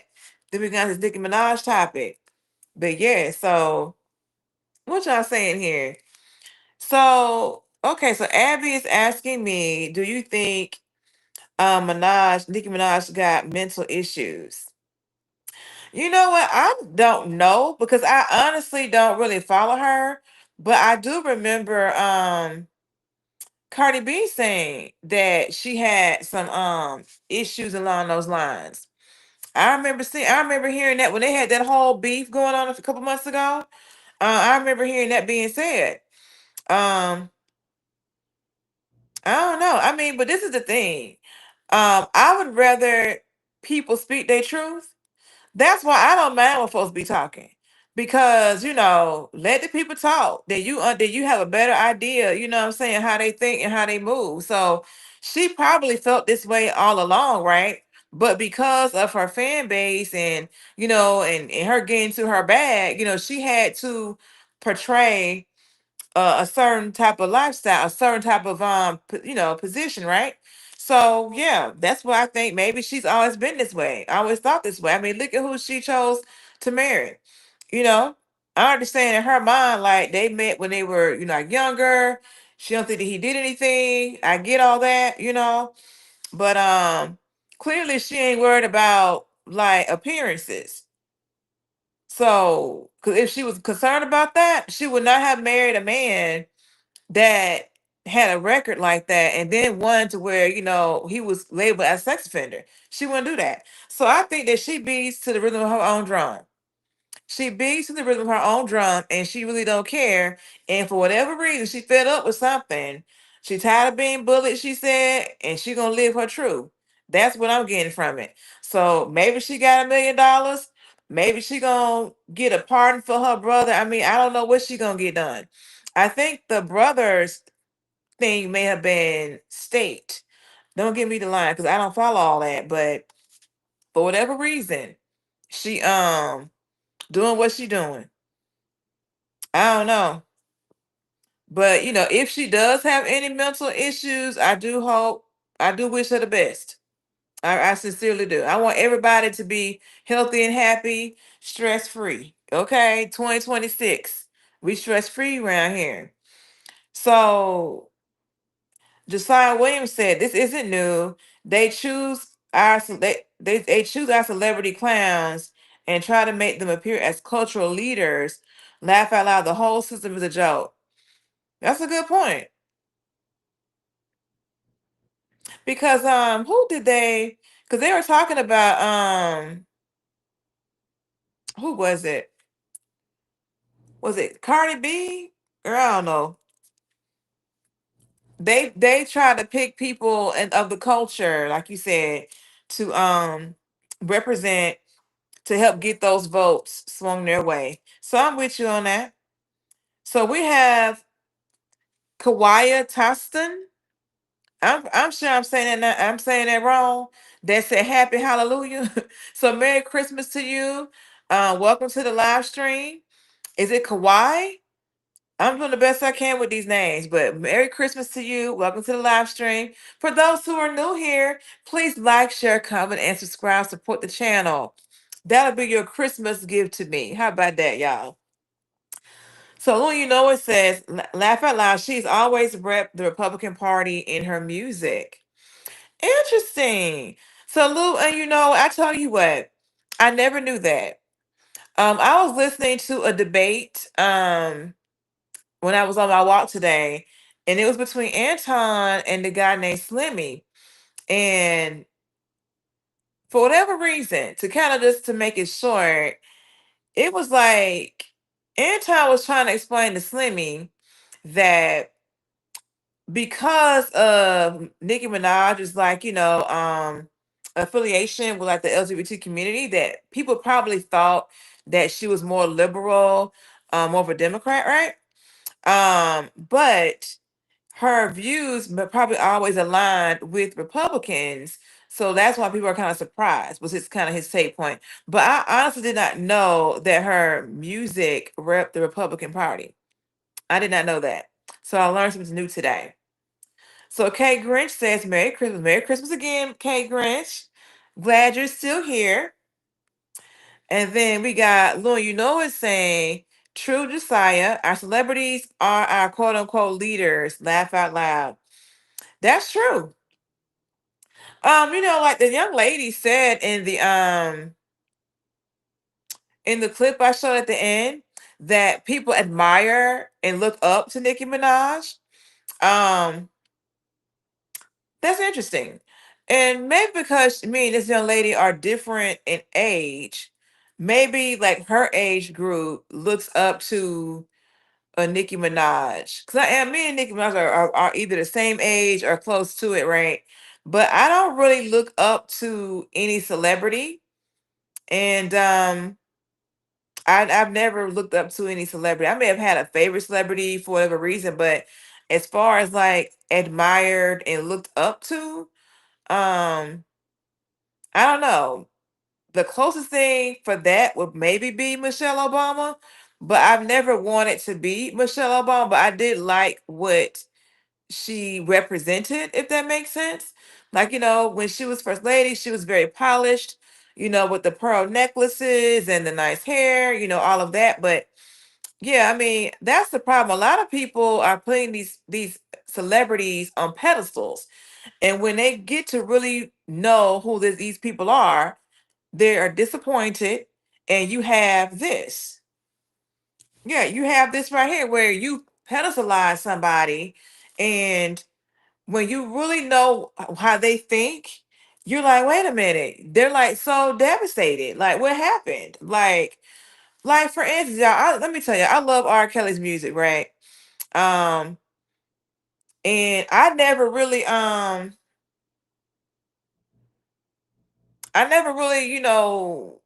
thought about R. Kelly and what he was doing or who he thought about when he's making these songs. I just don't be tracking like that. Like I like the song. It's about what I'm be doing with the song, not what he was thinking about. You know what I'm saying? So yeah, like I just I didn't go through that mourning of him like others. I never really pedestalized him or anything like that. So I don't know. Let me see what else y'all got going on up in here. So the science says even Malcolm X was talking about it, asking how many white artists and comedians do you see in the forefront politically? Okay. I mean, I would say none, but I'm not really looking at that. So I mean, I wouldn't be a good judge of that. Lou, it says he did indeed, Josiah. Josiah says you're definitely younger than Nikki. Laugh out loud. Well, how old is she? Well, man, okay, well, I'm just gonna accept that I'm younger than her. Okay, we're gonna go with that. Yes. So, Lord, you know it says, Laugh Out Loud shows you the mentality of our youth and some adults. So I think you're referring to the whole admiring you know, type of situation. Got you. Kate Grinch says, if you believe that the government or a certain political party is going to make your life better or help you, you are sadly mistaken. Yeah. Yeah. Do people really think like that? Help me. I don't really discuss politics. I really don't be knowing if people think like that. You know what I'm saying? I just do what I do. So do people really think that the government or a certain political party is going to make their life better or help them? And so he says Kid Rock as a political I guess for front runner. I guess years ago he was. Yeah, I do somewhat vaguely recall that. So Louis know it says I'm disappointed in Kels like the Barbs are disappointed in Nicki. Okay, we got Louis, you know, a trolling today, but at least we know he ain't no real troll. He just being funny, cracking jokes in the chat, which we appreciate that. Josiah says, okay, I'll give you Kid Rock. That's one. Mm-hmm. Because I remember when it came to it's kind of separate, not necessarily tied, but I remember when P. Diddy came up with Vote or Die. Was that for like the Obama campaign? I don't remember. It was a while ago. Probably over at least 10 years ago.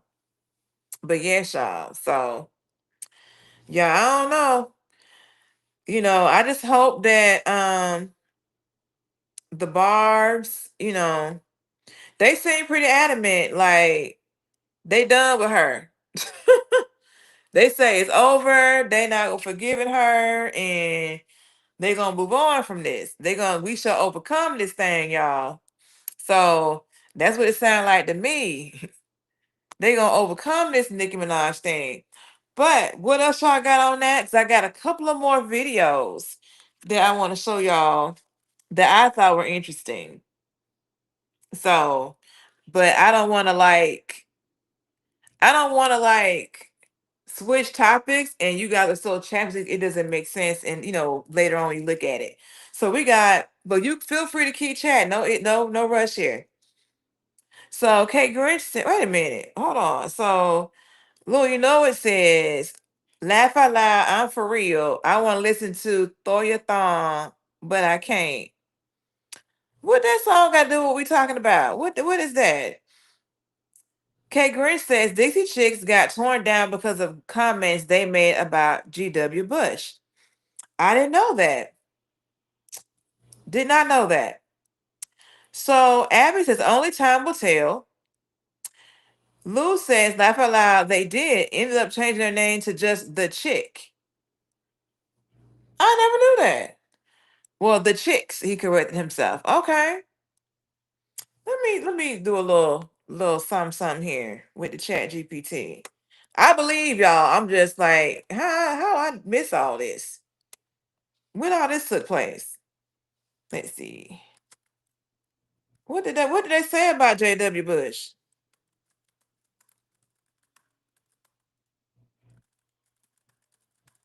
I'm gonna look this up, y'all, and see what we come up with.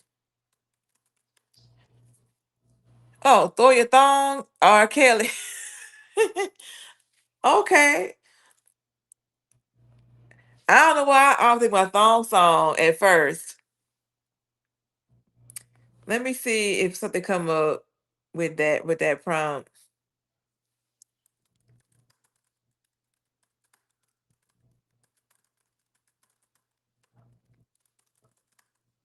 One second. As a matter of fact, I have a coworker and a former coworker. His daughter is like an assistant to one of the ladies that was in that group. Let me see something. Lord have mercy, y'all. Me trying to type on this on this tablet on this keyboard thing. My goodness. Okay, so I found something, y'all. So it's loading up for me. So according to ChatGPT, this is the clean factual rundown. What the Dixie Chicks said about George W. Bush. Okay, so on March 10th, 2003, during a concert in London, lead singer Natalie Maines told the audience, "Just so you know, we're ashamed the President of the United States is from Texas." This was said days before the U.S. invasion of Iraq, and it was a direct criticism of Bush and the impending war. Okay, why it caused such a massive backlash? At the time, the U.S. was highly charged post 9/11. Country music audiences were especially pro Bush and pro war. Public criticism of the president, especially overseas, was viewed as unpatriotic. The fallout was immediate. Country radio stations banned their music, CDs were destroyed in protest, they received death threats, and their career in mainstream country music essentially stalled for years. Yes. So they did not change their name in 2003. In 2020, amid a broader cultural reckoning, they officially dropped Dixie and became the Chicks. Why the name change happened? Dixie is historically tied to the Confederacy and slavery. They acknowledged the term no longer aligned with their values, and the change reflected growth, accountability, and cultural awareness, not just politics. Natalie Maines later said the name was long overdue, and the band framed it as part of evolving forward, not erasing their past. That's what ChatGPT said. Let me get back to the chat and see what y'all talking about over here. Okay. So Kate Green says, can't remember exactly. I think it was about the Iraq War. You were right. Um, hold on 1 second. All right. Okay. So you were right, Kate Grant. You got a good memory because I didn't even realize that. But yeah, I was in college, y'all. I was around somewhere, starving college student trying to get to class. So reason I got you said, hey there, Merry Christmas. Hey, reason I got you. Welcome to the live stream. Merry Christmas to you. Glad that you're here. Abby says sometimes typing on tablets can be a headache. Exactly. Yes. And I got the little keypad thingy thing, but it be acting up sometimes too. And I did fully charge it today. So Kay Grinch said, laugh out loud. Could you imagine if they held everyone that accountable now? Laugh out loud. Yeah, that would be a sight to be seen. Yeah, like that's not happening. Kay Grinch says everyone bashes DJT. That's our president here. Kay Grinch says, I am Canadian. That's my excuse for not knowing exactly. Well, hey, Kay Grinch, I'm American and I didn't know, but you knew more than I did. So, yes, I just did. I guess because I didn't listen to Dixie Chicks, maybe that's why I wasn't tracking none of that. So, we got Abby saying Mr. Tigers laugh out loud. Yes. So I mean, I wasn't following the Dixie Chicks. Like I said, my coworker, his daughter is an assistant to one of the ladies back in San Antonio. But yeah, I don't know, y'all. I done learned a lot today about the Dixie Chicks and what a grifter is and something else. Lou, you know it, put in here in the chat. Yeah, learn lots. So all right, y'all. So we are going to transition, unless you all have something else about this, to some entertaining things. So I'm gonna just wait a second in case I ain't trying to rush nothing.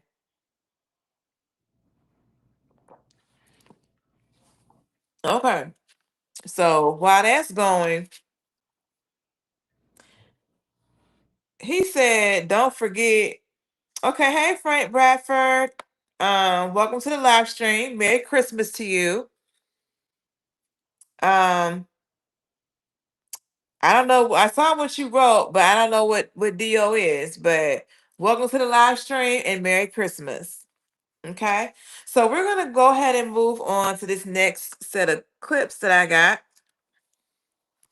and let me know what you think about Miss Clarissa and Papoose. Okay, so we're gonna. I want y'all to. It's gonna be real quick. Okay, so yeah, let's get into that. Being with a dude who got somebody, you never seen that. I'm my type of woman. If a man with me, he with me. I don't do second place. I never have. I got 2 Olympic gold medals, 19 world championships. Why would I have to be second place to another woman for? Like, what do I look like? You know what I'm saying? So Hey, look, that's man. my thing of like, Bars on Wheels, a journey to save hip hop, Yeah, out save now, hip-hop, produced out by on my all. brother Sean 2 Mounds, by the way. He did the whole project. Put that shit out so quick. He said, because you is second. You is second to my wife. Okay, y'all. So y'all just saw Claressa Shields talking about she ain't second to no woman, and how she's this a 2-time Olympic champion and all these accolades that she got. And she's sitting up here, sitting next to Papoose, who is a still married man, talking about she don't play second. And then you see how fast Papoose started promoting that album he got, or whatever he got going on. And he had to redirect that conversation back to where it needed to be, back to talking about, I guess, what he got going on, right? So what y'all think about that? Okay, so we got Frank Bradford back saying shout out to Conor McGregor in the chat. Who is Conor McGregor? Conor McGregor, I didn't see your name, but welcome to the live stream and Merry Christmas to you. So glad that you're here. So Frank Bradford said it was a typo. No problem at all. I have typos all the time. So Kay Grinch says because some men don't care about that. Kay Grinch, what they don't care about? I done got lost, y'all. What they don't care about, Kay Grinch? Abby says, Claressa Shields a real one, man. Her and Papoose make a nice couple. I think so. I don't know what the holdup is with his divorce from Remy Ma, but it's clear to me they have both moved on, right? So it's like, let's get these papers signed so they can fully move on and do what they got to do. You know what I'm saying? So they their daughter just had a birthday recently in the last week or so, and they were I saw a picture of him with his daughter. That was really nice, you know what I'm saying? So, and I think on that same interview that I just showed, I don't have the full interview, but she was talking about how Remy Ma has moved on and she happy and all of that. And what I would say to that is that when it comes to like Remy Ma, if I was her, if I was the woman that, I mean, yeah, granted, he is separated from his wife. I get it. I get it, right? But as long as he's still married to her, and even if he was divorced from her, I wouldn't speak on Remy Ma. I just wouldn't. I wouldn't be speaking on that woman. That's just me. I mean, I wouldn't be speaking on her in the sense of saying, oh, well, she's happy. You know, she did. I wouldn't even, her name wouldn't come out my mouth. In the words of Evelyn Lozada, non MF factor. You know what I'm saying? Like I was saying, Papoose happy. You know what I'm saying? Not his wife, ex-wife. Wouldn't be talking about none of that. At least not me. So Lou said Pap had to clear the air. Pap had to clear the air and get things back on focus, back to what his project, and not her talking about how she ain't playing second to nobody when she's sitting next to a man that's married to somebody else. So like, let's go ahead and get this cleared up. So what we gonna leave? So I'm trying to come up with a list, y'all, of what we leave in 2025, right? We need to leave. We need to leave the Brimmer and Papoose marriage in 2025. They need to get divorced if they're not gonna be together. which it appears to me they're not trying to be together. So let's leave this estranged thing and just go and be divorced. Let's leave that in 2025 and get divorced in 2026 because they're already doing that, right? That's what they want to do. I am pro marriage, but if you've already decided you don't want to be together and you're going to be separated, then guess what? I understand that. Okay, I get it. So we got Abby saying Remy Ma is toxic, can't stand her. She always want to start something. Yeah. Abby, I don't follow Remy Ma like that. I don't know what she be doing.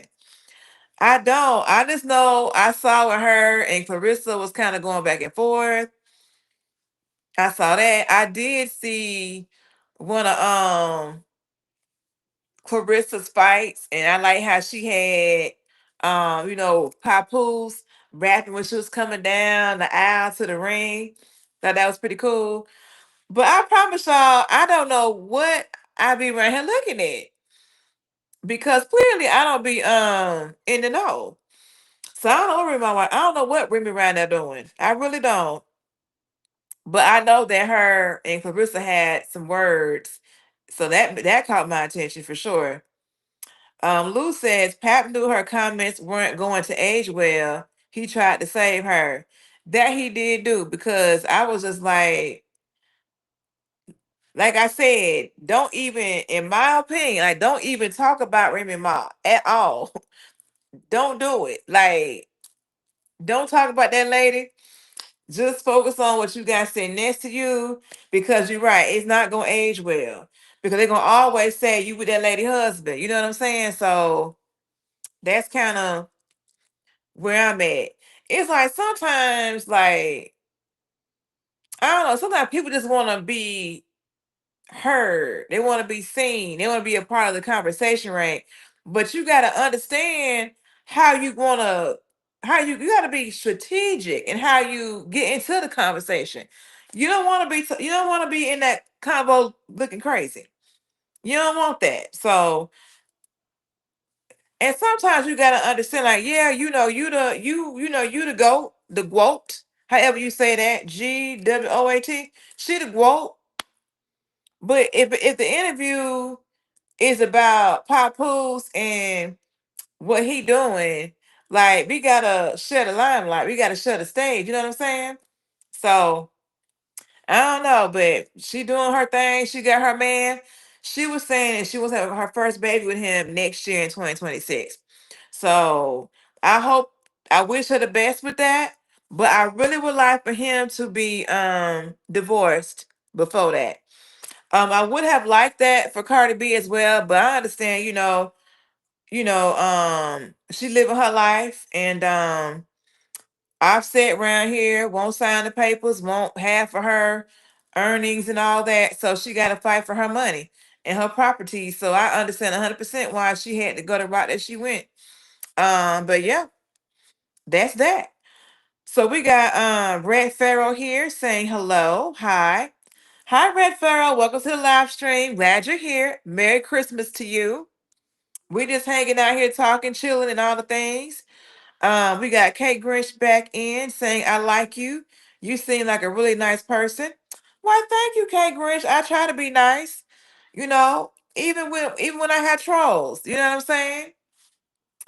The trolls are welcome here. The trolls are welcomed on my live streams because, you know, I appreciate, all the support, be it positive or negative. You know what I'm saying? And yeah, they welcome to be here. The trolls, just be respectful. You know what I'm saying? That's all but the trolls. But I appreciate the people that watching. I appreciate the people that, coming in, stopping in, commenting, whatever y'all doing. It's appreciated here. Yes. So the vibe is supposed to be like a hangout type of vibe. So I do have the videos to kind of help keep things going because it can be a little challenging sitting here just trying to talk and don't have nothing to talk about. You know what I'm saying? Because I just did this last night. And, I done found me some new things because every day I get up early and I sit there and I find all these wonderful topics. I'm like, you know what? That would be interesting. Do anybody know about this stuff? But let me get off that tangent. Get back to these comments here. So Lou, you know, it says them doing an interview together was a bad idea to begin with. Point taken. Yeah. Yeah, I might have to go back and like check out the whole video, like the whole interview.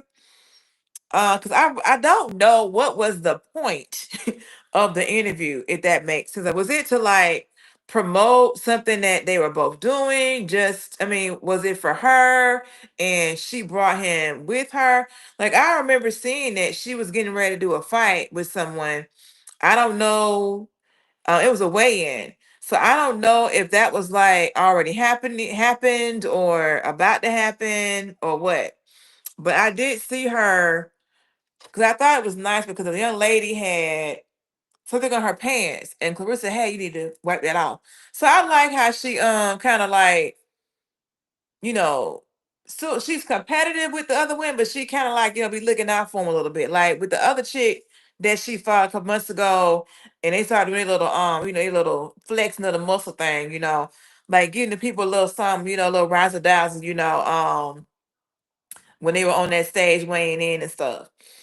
And what is the name? Do y'all know this guy? He's a light skinned dude.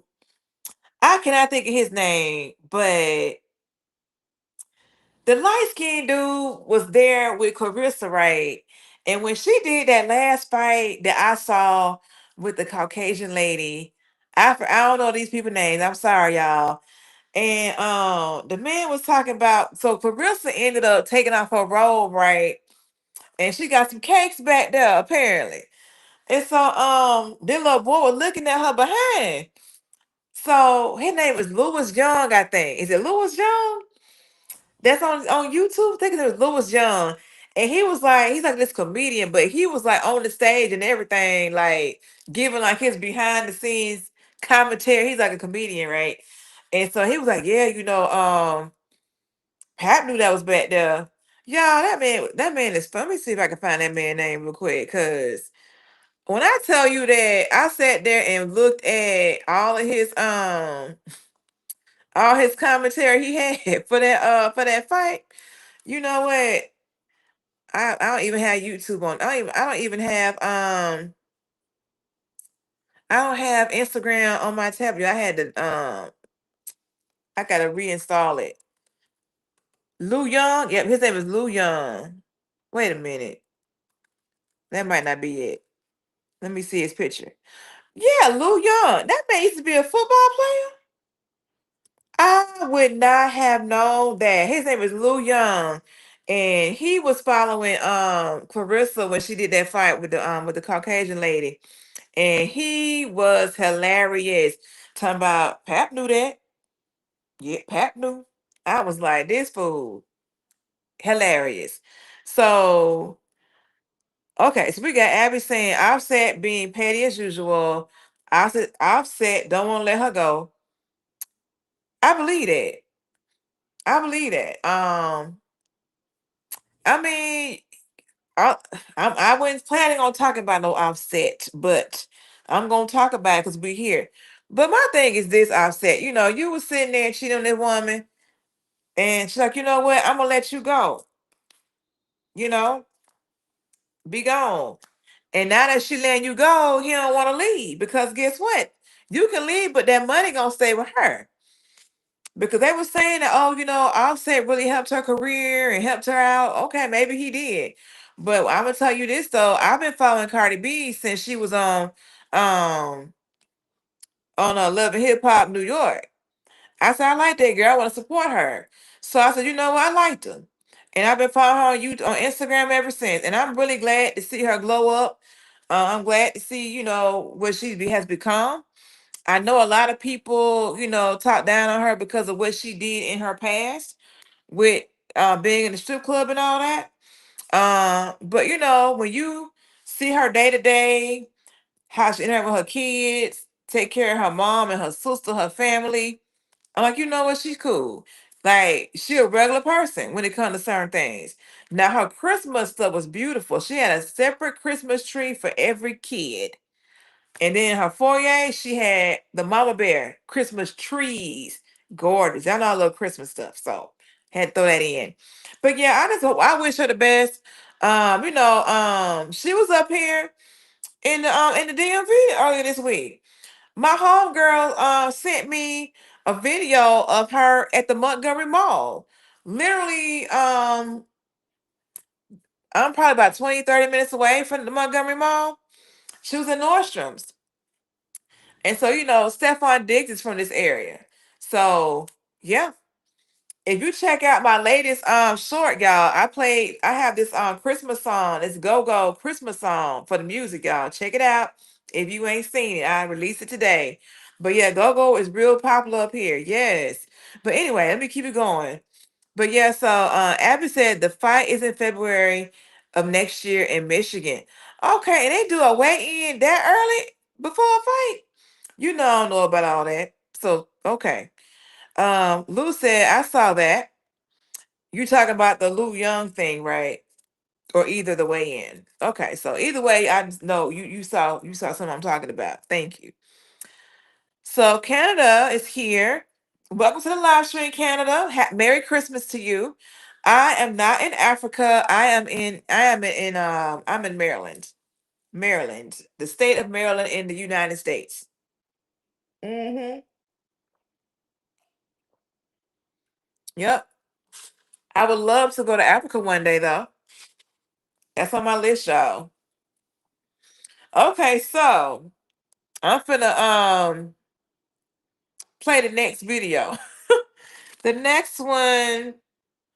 Now, y'all, this is gonna be a deep one, so it's fire. But we're gonna play it and then we're gonna go from there.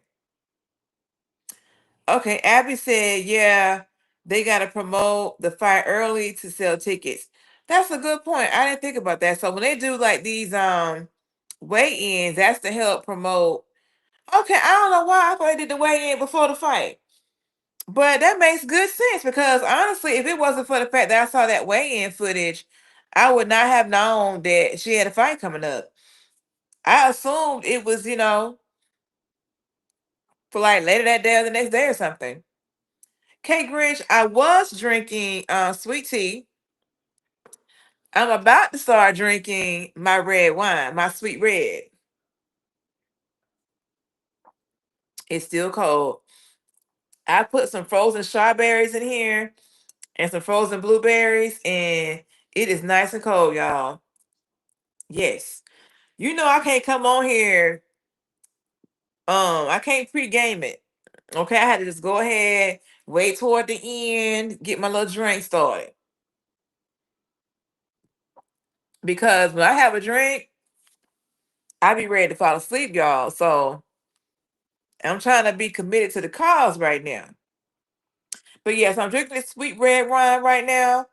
Made like a little sangria, added my little frozen strawberries, my little frozen blueberries and everything. So yeah, we're doing good here because right before I logged on here, I ate my little dinner. So I was trying to cook the steak and everything. Talked to my dad, and he up here talking about um how he made his ham and everything, and he want to do like a family reunion next summer and all of that. So he was talking about all that. It was a lot going on. So I put my earbuds in so I can multitask. But yeah, it's gonna be a good year in 2026. So Abby says peanut colada is my holiday drink. Okay. Pina colada. Josiah said, had to step away real quick. I'm back. Okay, welcome back. Yeah, I knew you had to step away because you used to be chatting in here and stuff. So thank you for coming back. I appreciate the support. Yes. So Kay Green said, I just smoked a Christmas fatty. Okay, well, hey, treat yourself. As a matter of fact, I saw today that Trump signed something recently in regards to um in regards to the herbs. You know what I'm saying? In regards to the herbs. What you know about that, K Grinch? My one friend, like she's into the herbs, is what I'm gonna call them. I don't know if I can say it or not on this thing. Um, Josiah, I can't see. So if you post links in the YouTube in the chat, I want to say like the software will remove the link. So if you put links in the chat, I cannot see them. So I don't know if you can put like a link like in like the chat of a YouTube studio video or anything like that. But no, in the chat it does not show links. So, but yeah, I appreciate the videos. Okay, on my videos. Okay, thank you. So I'll see that then. As a matter of fact, I will see that if you post in one of those then. Because it'll let me know when I have like comments and stuff. Yes. Okay. Thank you. I might can use that for Saturday. So I am going live on Saturday also, y'all. I'm like, you know what? I ain't got nothing going on for real for the holidays. I was gonna go home yesterday, but I was like, you know what? I do not really feel like I was gonna leave tomorrow morning and fly home to see my parents and stuff. But I was like, Lord, I don't really feel like going nowhere. I'm just gonna keep it real. I told my dad, I said, look, Dad, I'm gonna be there in January. So I went on and got him his stuff. I don't feel like going nowhere because y'all know I went to Texas and then into Colorado 2 weeks ago. Came back sick, so I'm just kind of like getting myself back to where I need to be. Like I don't feel like any congestion today. Like I don't have. I'm not like feeling nothing running or draining. So I'm doing good today. I need to enjoy this for a little bit before I get on another plane trying to go home and see them. So January I will see them there. So I just plan on being here, hanging out at home or somewhere in this area and relaxing. I'm not doing a whole lot of nothing.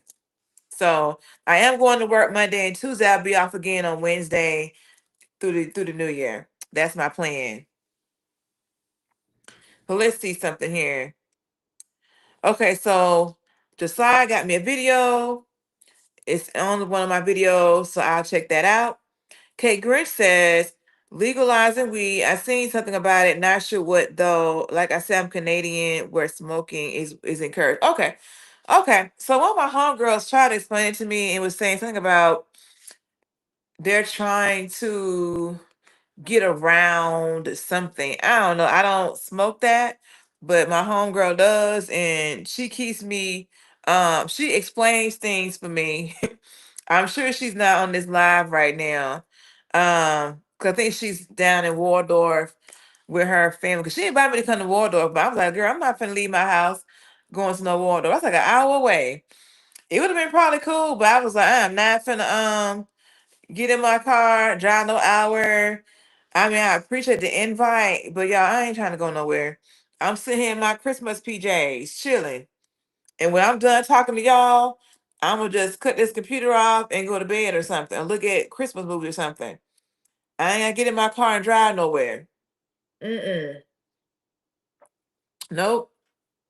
I'm good sitting on this couch with my sidekick, the Christmas tree right here. Okay.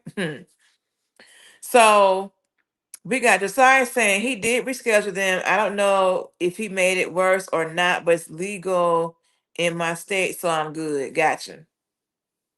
Yeah, I think I know what it was. He declassified it.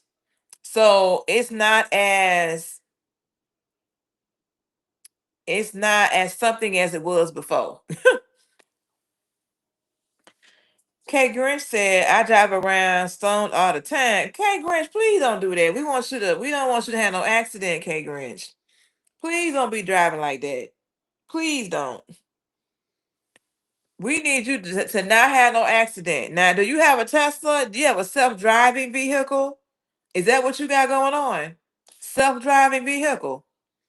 Otherwise, I'm gonna need you to definitely not be under the influence of stoned when you driving, okay?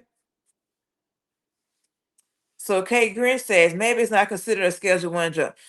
Yes, it's something like that where it's like not as bad as it was considered type of thing. You know, let me just go to Chat GPT. I forgot I had that I can do that. Hold on. Let me see if I can find that real quick. Let's see. Okay, y'all. Let's see here. What is the new thing? Uh,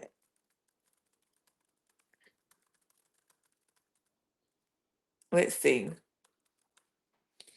Okay, y'all. I'm gonna see if I can get something here.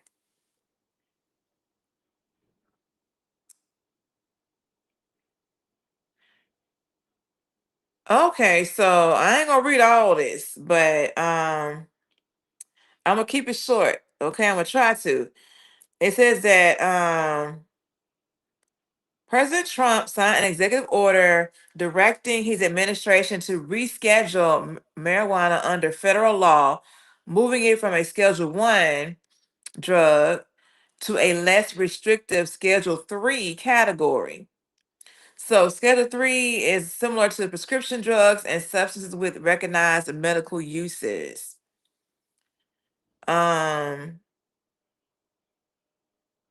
Why is it significant? Marijuana has been on Schedule 1 for decades, meaning the federal government viewed it as a highly dangerous with no medical value. Rescheduling moves it to Schedule 3, which recognizes some medical use and lower abuse risk, aligning federal drug policy more closely with how most states already treat it. So that's what I got from ChatGPT, y'all, regarding what's going on with that. I knew it was something.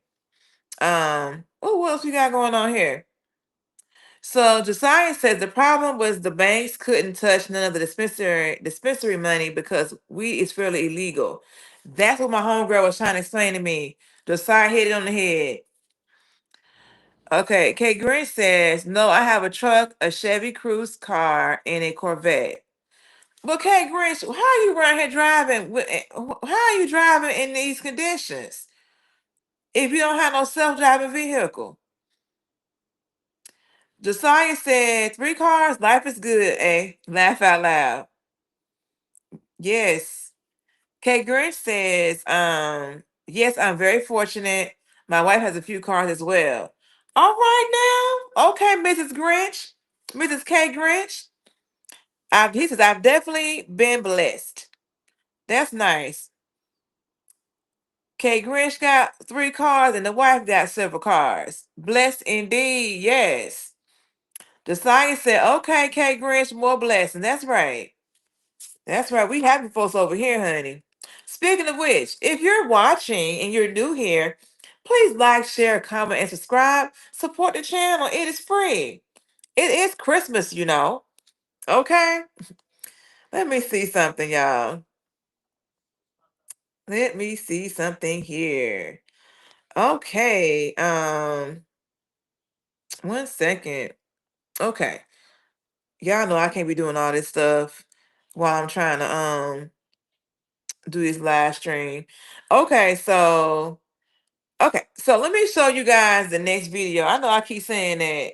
Okay, this one, y'all ain't gonna. This we gonna have some discussion on this one, y'all. So let's get into it. Let me play it right now. You know what? You want to stay with Pookie? I'm gonna leave you with Pookie, and then when you come back to me, I got some news for you.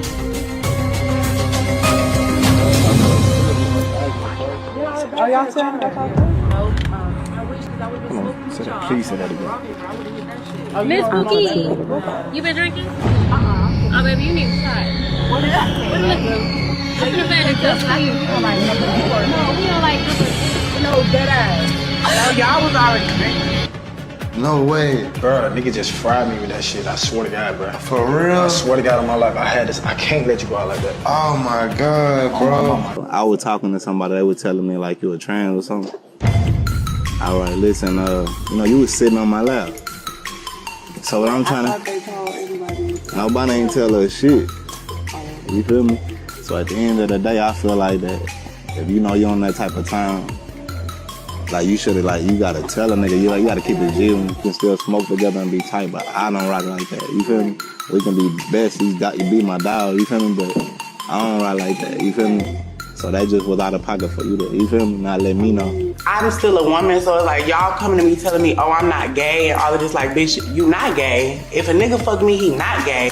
Bitch, I'm a lady, I'm a woman. But do your thing, man. Do your thing.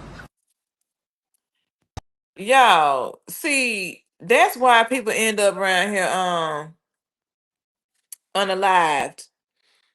Okay, and first of all, that young lady was too excited to tell these men or to not tell them, but then to later tell them that this is the actual, person that was born a man. Like, for those who know, a lot of people have lost their life around here because they are trans and didn't tell the person about what they had going on. You know what I'm saying? So I understand people don't want to tell their business, but look, like they deserve to have make the choice. Don't make the choice for them. If that makes sense. And I mean, I think the way the dude handled the situation was cool. Like he didn't like go off on nothing like that. He was very, straight to the point, and it'd be known, like, sir, ma'am, whatever you want to call it, you should have told me yourself. Like, don't expect somebody else to tell me. You need to tell me. Like, don't be over here sitting on my lap doing all this stuff. Okay. And the whole time how you was born. Talk about, well, I'm a lady. Baby, this is 2025. Like, no, don't play with us like that. Don't play with us like that now. Now, Kay Green said driving on weed isn't as bad as it sounds. In fact, it makes you more cautious, unlike alcohol, which makes you fearless and unaware. And he said, I would never drive drunk, but driving on weed, anyone that smokes on the regular knows it's not a big deal. Got you. Josiah talking about this video said, poor dude. Kay Grinch says, I play hockey and lift weights high as well. Lord, Kay Grinch is functioning, y'all. I ain't mad at you, Kay Grinch. Hey, you holding it down. Josiah said she was messy, but that's what some women do. Facts. The transmission should have said something. That's not cool. I agree 100%. I agree 100%. The trans person should have said something, not expect for someone else to say anything. You know what I'm saying? So Abby says that's disgusting. Lou, you know what we're talking about. Wait, play that again. I came back in just as it was ending. He says, hello. Josiah said, nah, Lou, don't do it to yourself. Josiah, he said, okay, bro, I'm gonna take your word for it. Basically, it was like this lady was like I said, she was just so geeked to be like, you know, um, that he's a trans. And it's like this whole time I don't know what show that was, but it's like she seen this trans person, making her way to these men that are heterosexual. And it's like she then later pulls her to the side to let her know, like, yeah, well, pulls this one dude to the side, like, hey, that's a trans person. And then they went ahead and told the others. And at the end, the dude was very polite and was like, yeah, you should have told me that you were trans, not her. Like, he was very cool. I got to give him that. A lot of other men wouldn't have been as calm about it. So shout out to him. And like I had said, a lot of people end up losing their life behind stuff like this. You know what I'm saying? So I hope that she understands this.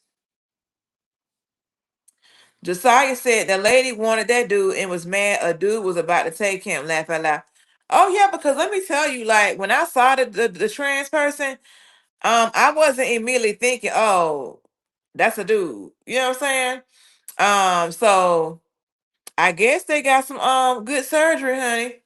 I don't know.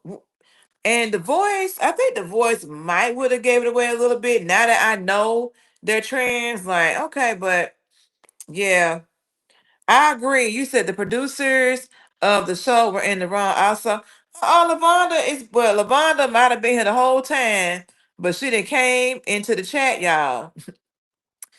Lavonda said the producers of the show were in the wrong. Also, I agree with that because they knew they do 100%. Josiah said, Lavonda, that's a fact. Lavonda says they should have let the men know that one of the contestants was not born a woman. Oh, this is a like a contest here. I have never seen this show. Maybe I need to watch it. What show is this, Lavonda? You know the name of the show? I don't know. This is insane. But let's see. For anybody that's trans that hear the sound of my voice, if you were trans and you're trying to date somebody, let them know up front what you got going on. Because let them find out now and make the choice and not later. There is a person for you, it might not be that person. Okay, because your preference may have a preference, honey. What we got here? So we got Josiah saying at least let them know, and if you want them to figure out on their own, cool, but to just let it slide is crazy. Exactly. Lavonda says I haven't either. I saw a post on IG with this clip. Got you. Okay, Louie, you know it said Lavonda has entered the chat. Yeah, she has entered the chat, honey. She be, watching sometime, be around there, multitasking. So I appreciate her views and all the views of those who are also here. Thank y'all. So decided to let it slide. Got you. Kay Green said the show is called Trans Dates. Do the people know the name of the show that they own? Trans Dates? Hold on. Trans Dates. Okay, so we got Elijah here. Elijah, welcome to the live stream. Merry Christmas to you. He talking about how do I donate tampons and rice to the channel. This is for the okay. Let me tell you how you can donate to my channel, honey. I don't know nothing about no tampons, but I will tell you how you can donate to this channel right here, honey. Give me 1 second.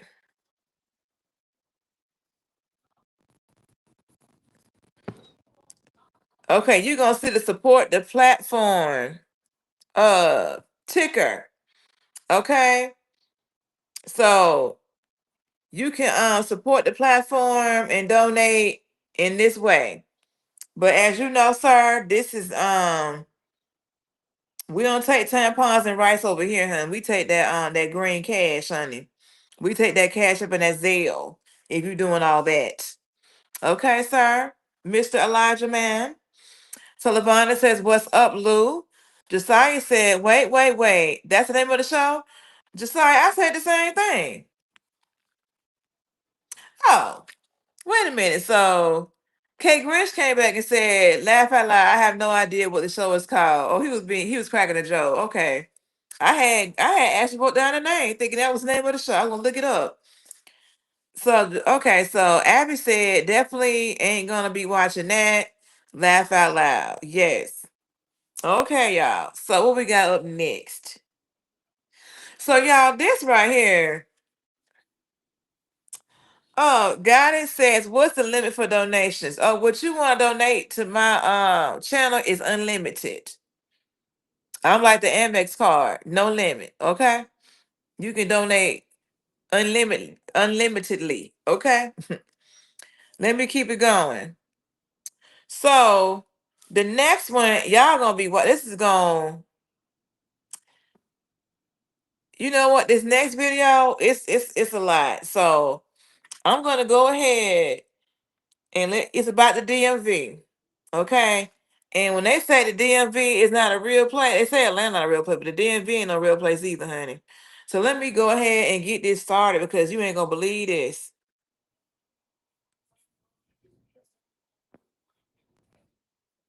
Make this shit up, man. I just got in my car and it's a nigga in my car, man. Alright, get out. Mo, this is what I'm saying, man. Man, what would make you get in somebody's car, man? I didn't get in it, bro. Huh? I didn't get in. Hey, you in this joint with the seat built and everything, you got shit all on my seats and stuff, man? I apologize, bro. Who are you? Billy. Billy, you lucky I'm not a violent man, man. I'm not a violent man, man. I got my son with me. And I appreciate you, bro. you know where you at? I appreciate you. Hey, soldier. What's up with you? What's up, Jamaica Mike? But why you in my car, though? I was hungry, bro. Okay, I get that. But you in my car, Slim. You got shit all on my seat. I apologize, bro. Come on, brother, man. I apologize. This ain't man time. Yeah, you're right. This has never happened to me in my life, Holmes. You are here. Bus right there, bro. Mo, you are sitting in my car. Hey, y'all, I can't make this shit up. Y'all think I'm playing. I pull up to my car to put my son in. The nigga is in my car. Hey, this your car. Slim, it ain't your car. What the fuck is you talking about, Holmes? I apologize, bro. Mo, I don't even know what the South never had nobody. You are really inside my car. How did you even know how to open the door? How you get in the car? It's a Tesla, right? Yeah, it's a Tesla, but how you get in the car? It was open. No, my door wasn't open. You left your shit open, bro. My shit wasn't open, Slim. You left your shit open, bro. My junk wasn't open, Slim. You left your shit open, bro. You mean unlock or open? You left it broken. Nah, come on, get up on my junk, man. All right, let me out, bro. Come on, get up on my junk, man. Safety first, bro. Safety first, bro. Come on, man, hold on. Where my key at, man? This is crazy, man. This is crazy, man. This nigga really inside my car, man. I can't make this shit up. Y'all think I'm playing. I'm not playing, man. Come on, man. Thank you. You got your son with you, too, bro. I never even seen you on this avenue before, huh? This is Kate. This is crazy, man. I'd have been right there. Damn, come on, man. I love you, Slim. Come on, get your food and stuff out my junk, Slim. Nah, come on, get your stuff out. Get your food and stuff, man. Come on, man. Come on, man. God dang, man. Thank you, Jesus, man. Man, I love the Lord, man. Come on, man. Little people, man. Look at this, man. Look what you put all on my seats, man. White seats, man. You right. God gonna bless me one day, man, with the patience I got, man. All the time. I got hell of a patience, man. All the time, all the time. Goodness gracious, man.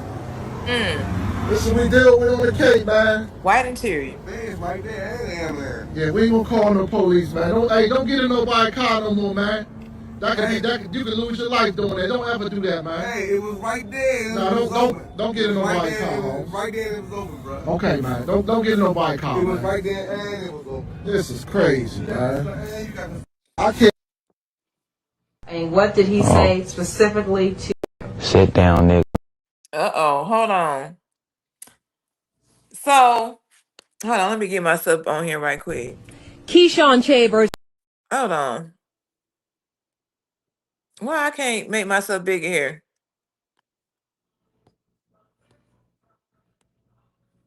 Okay, here we go. Sorry, y'all. Yeah, I saw that. I don't know what kind of car that man got, but the doors open up. Okay.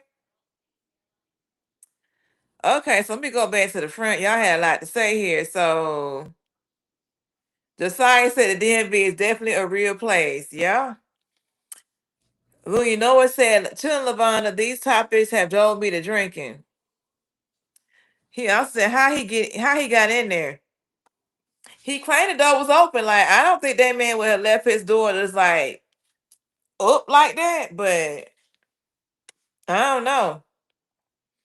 Abby said, when you hungry, people do desperate things to feed their belly. I mean, Abby, he brought the food with him. It wasn't like the food was inside that man's car. The man brought his own food and sat in the man's car to eat his food in the man's car. Like I said, he act like he on the park bench. And according to the owner, he's saying that, like, how did you get in? Like, that man ain't leave his door up like that. But look, I don't know. Elijah said there's a lot of rude people here. Yes, it is. Josiah said this is wild. K Grinch said this has to be staged.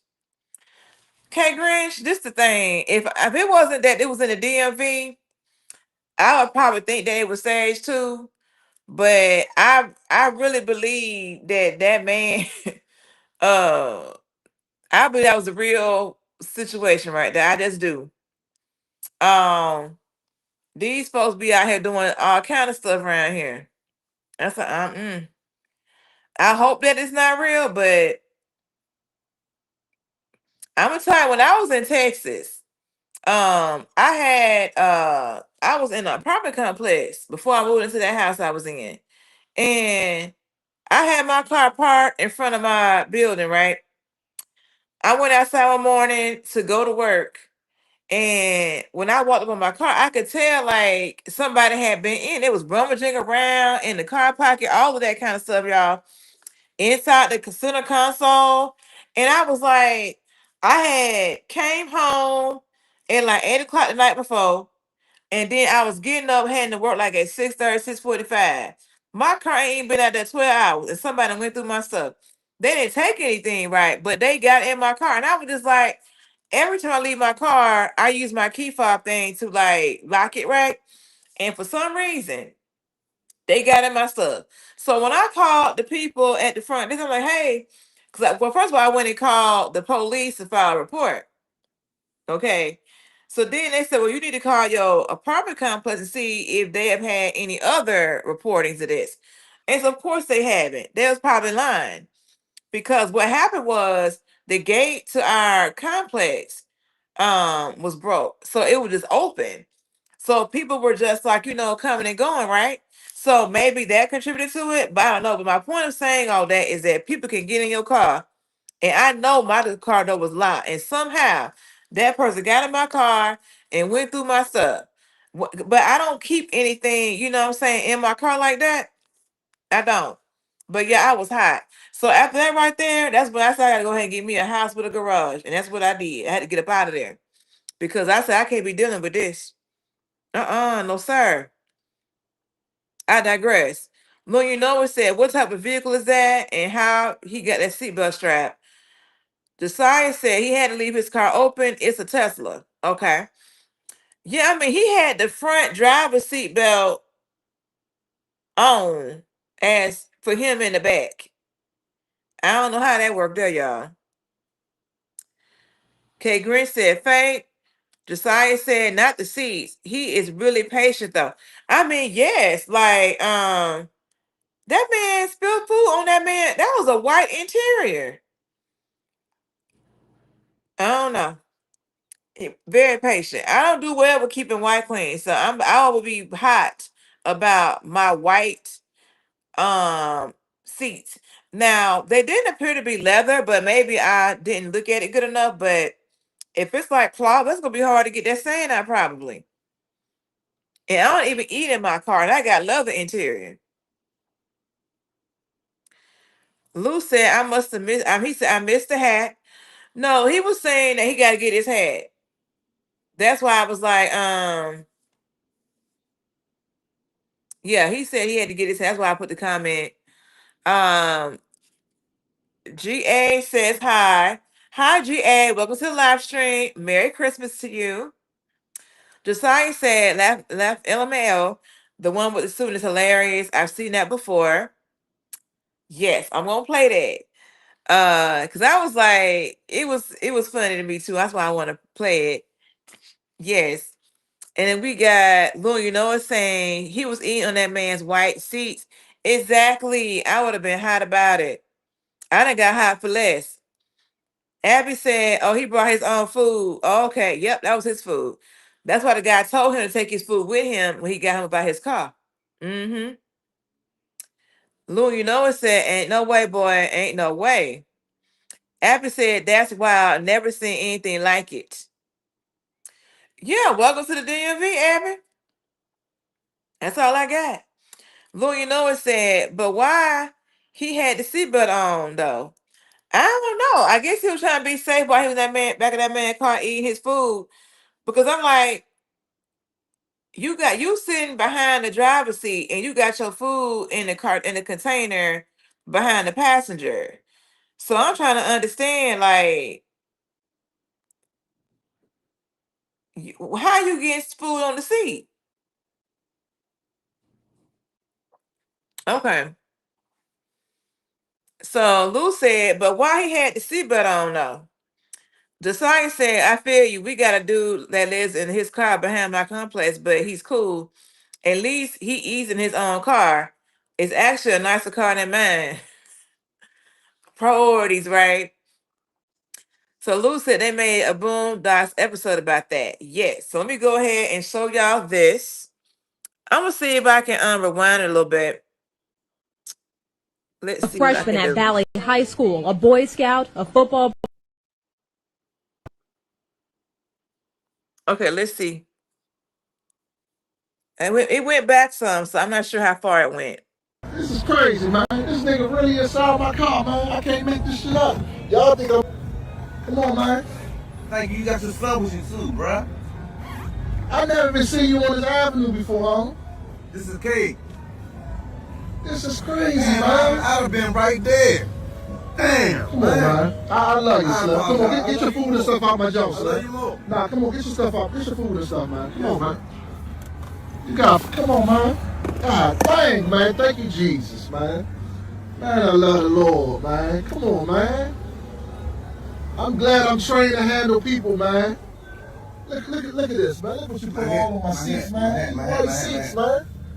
You right. God gonna bless me one day, man, with the patience All the I time, got, man. all the time. I got hell of a patience, man. All the time, all the time. Goodness gracious, man. This is what we deal with on the Cape, man. Man's right there, ain't damn there. Yeah, we ain't gonna call no police, man. Don't get in nobody's car no more, man. You can lose your life doing that. Don't ever do that, man. Hey, it was right there. No, don't get in nobody's car. It was right there and it was open, bro. Okay, man. Don't get in nobody's car. It was man. right there and it was open. This is crazy, man. Man, I can't. And what did he say specifically to you? Sit down, nigga. Keyshawn Chambers is a freshman at Valley High School, a Boy Scout, a football player, a member of the ROTC, an honor roll student. He was hanging around his teacher's classroom door in December. The teacher told him to sit down, and the teacher says that Keyshawn used the N-word first.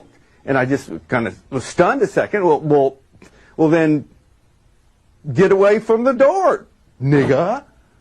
And I repeated the same insult because that's sort of what I've been trained to do. The school district says that is not what they trained English teacher Paul Dawson to do. He tried to say I said it, and I didn't say it, and no one else in the class knows that I said it because I didn't. Documents from the school investigation show that several of the students interviewed from Valley did not hear Keyshawn say the N-word first. Dawson says that students use the slang version of the N-word at Valley High School all the time. He says N-I-G-G-E-R is a racial slur, but says that students use N-I-G-G-A as often as they'd say dude or hey man. And Dawson says as much as he does not like the word, he still used the slang version to feel more comfortable with black students. Why is this word used so frequently? So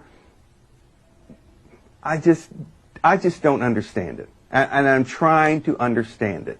I need help. Yes, I use nigga. I've used it. I admit it. I put the H on it to emphasize it's nigga. You know, nigga this, nigga please, nigga. You know, can you lend a nigga a pencil? What kind of example are you setting for your students?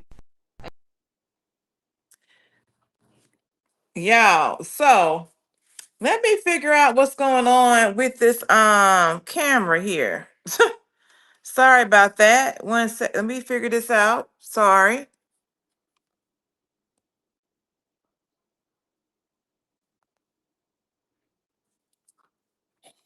I don't understand.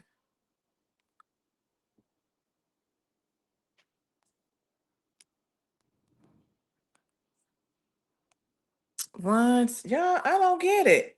I'm so sorry. I don't know why it's acting like this. Let me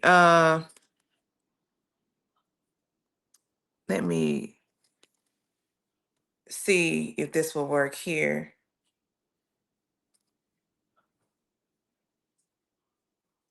Okay, it is still, huh? Yeah, I'm so sorry. It is not letting me, it's not showing me. Not even on my countdown, on my welcome screen. Can you guys still hear me though? Because I may have to just finish it with just the audio for Matter, which was like the end of August, hold beginning of on, sorry September. about that. I may have to reboot. Still working on the camera. Yes, I am. Okay, let me see something.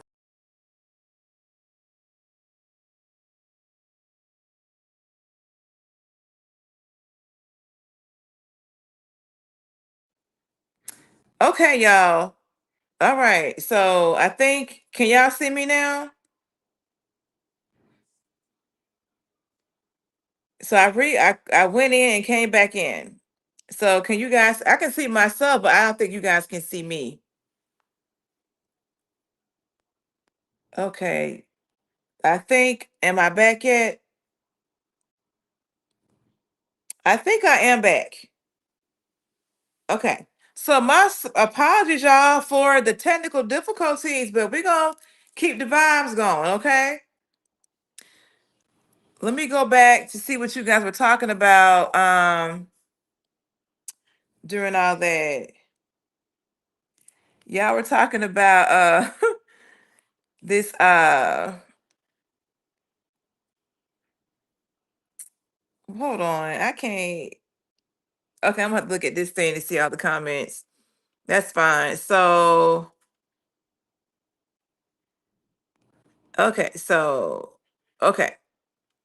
So Lou, you notice that they made a Boondock episode about that. Your camera is black, by the way, just saying. Thank you, Josiah. Lou, you know it said, wait, was the kid already in the car? I thought that he was carrying the kid and then placed the kid when he I don't know, but I wouldn't have put my kid in no car with that fool still in there. I just don't know. I don't know what I would have done, but I don't know I don't think I would have done that. Because I'm like, I ain't seen no car seat in there unless they put the car seat in the front passenger, which I didn't know this little boy sitting in that, to be honest. So K Grinch said his kid is in the car. Obviously, it's fake. No one would put their kid in a vehicle with a stranger. Facts.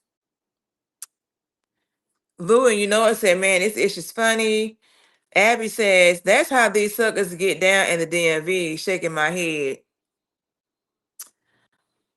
Grinch said, brutal, immediately fired. Oh, you talking about the teacher guy. Got you. Okay, so then we got Josiah saying, no hard R, I'll give him a pass. Yes, that man was like so he was so sincere. Like, I don't understand what the problem is. Like, yes. I hate that I had all these difficulties while I was playing. But that's fine. So then we got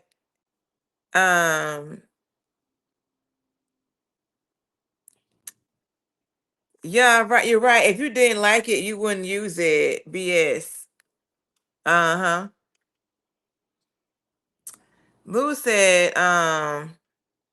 He said, ain't no way that kid ain't say it. Ain't no way, boy. Ain't no way.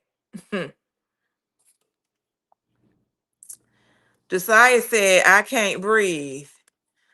Lord, he said, I can't breathe, y'all. Lou said because he says, please play the Boondocks version 2. I do not have the Boondocks version, but I will have that for tomorrow. Boondocks version. And then what else we got? Y'all really enjoyed that little clip. Josiah said, me either. Abby said, still working on the camera. Abby said, may have to reboot. Yes, I had to do that. Then we have, okay. Josiah says, white always hating on the pretty ones. Laugh out loud. Yes, we hear you. Okay, you hear me. Yes. Okay.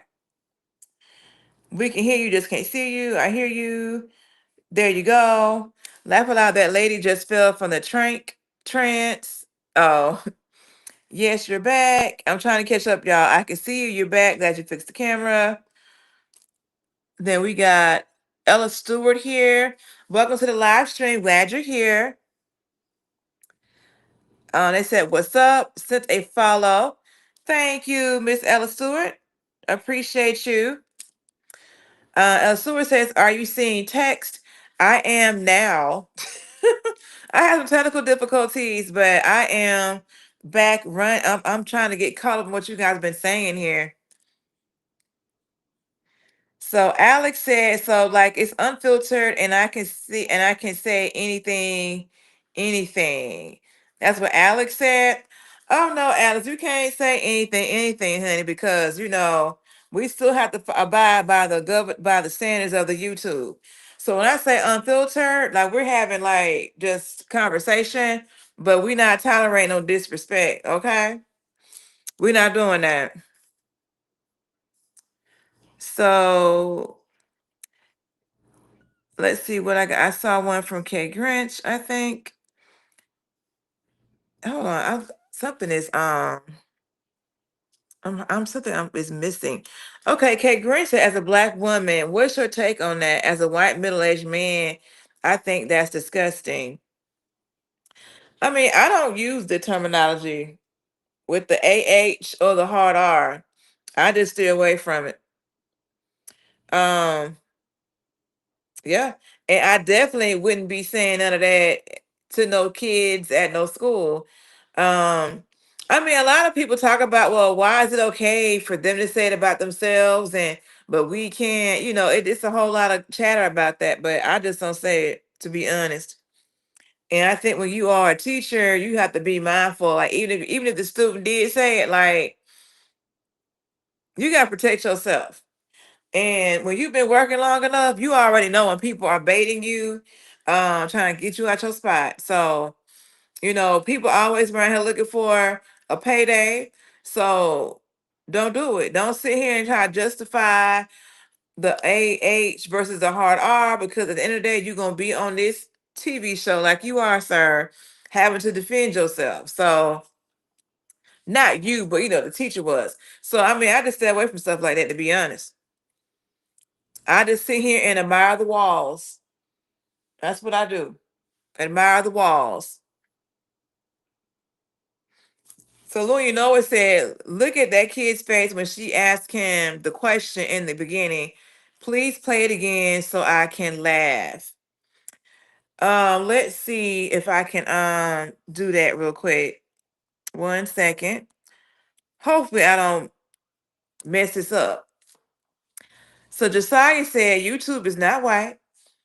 Carl says, do you eat powdered laundry detergent? Of course not, Carl. Do you, dear? Do not be eating don't be eating detergent, honey. Don't be eating that. Don't do that. And Merry Christmas to you. Welcome to the live stream. But don't eat any detergent. I have been blessed to where I have the money to afford food. So I buy food. I don't eat detergent. I wash my clothes and my laundry and stuff with detergent. I do not eat it. So we got Soda saying hello, Merry Christmas. Merry Christmas, Soda. Welcome to the live stream. Glad you're here. So let me see if I can play that video because I don't know if I can still do that. Let me see. Cause I don't want to mess up what I got. I don't want to mess this up. I got the camera working. And that was towards the end. Being with a dude who got. Hold on 1 second. Can we fast forward this a little bit?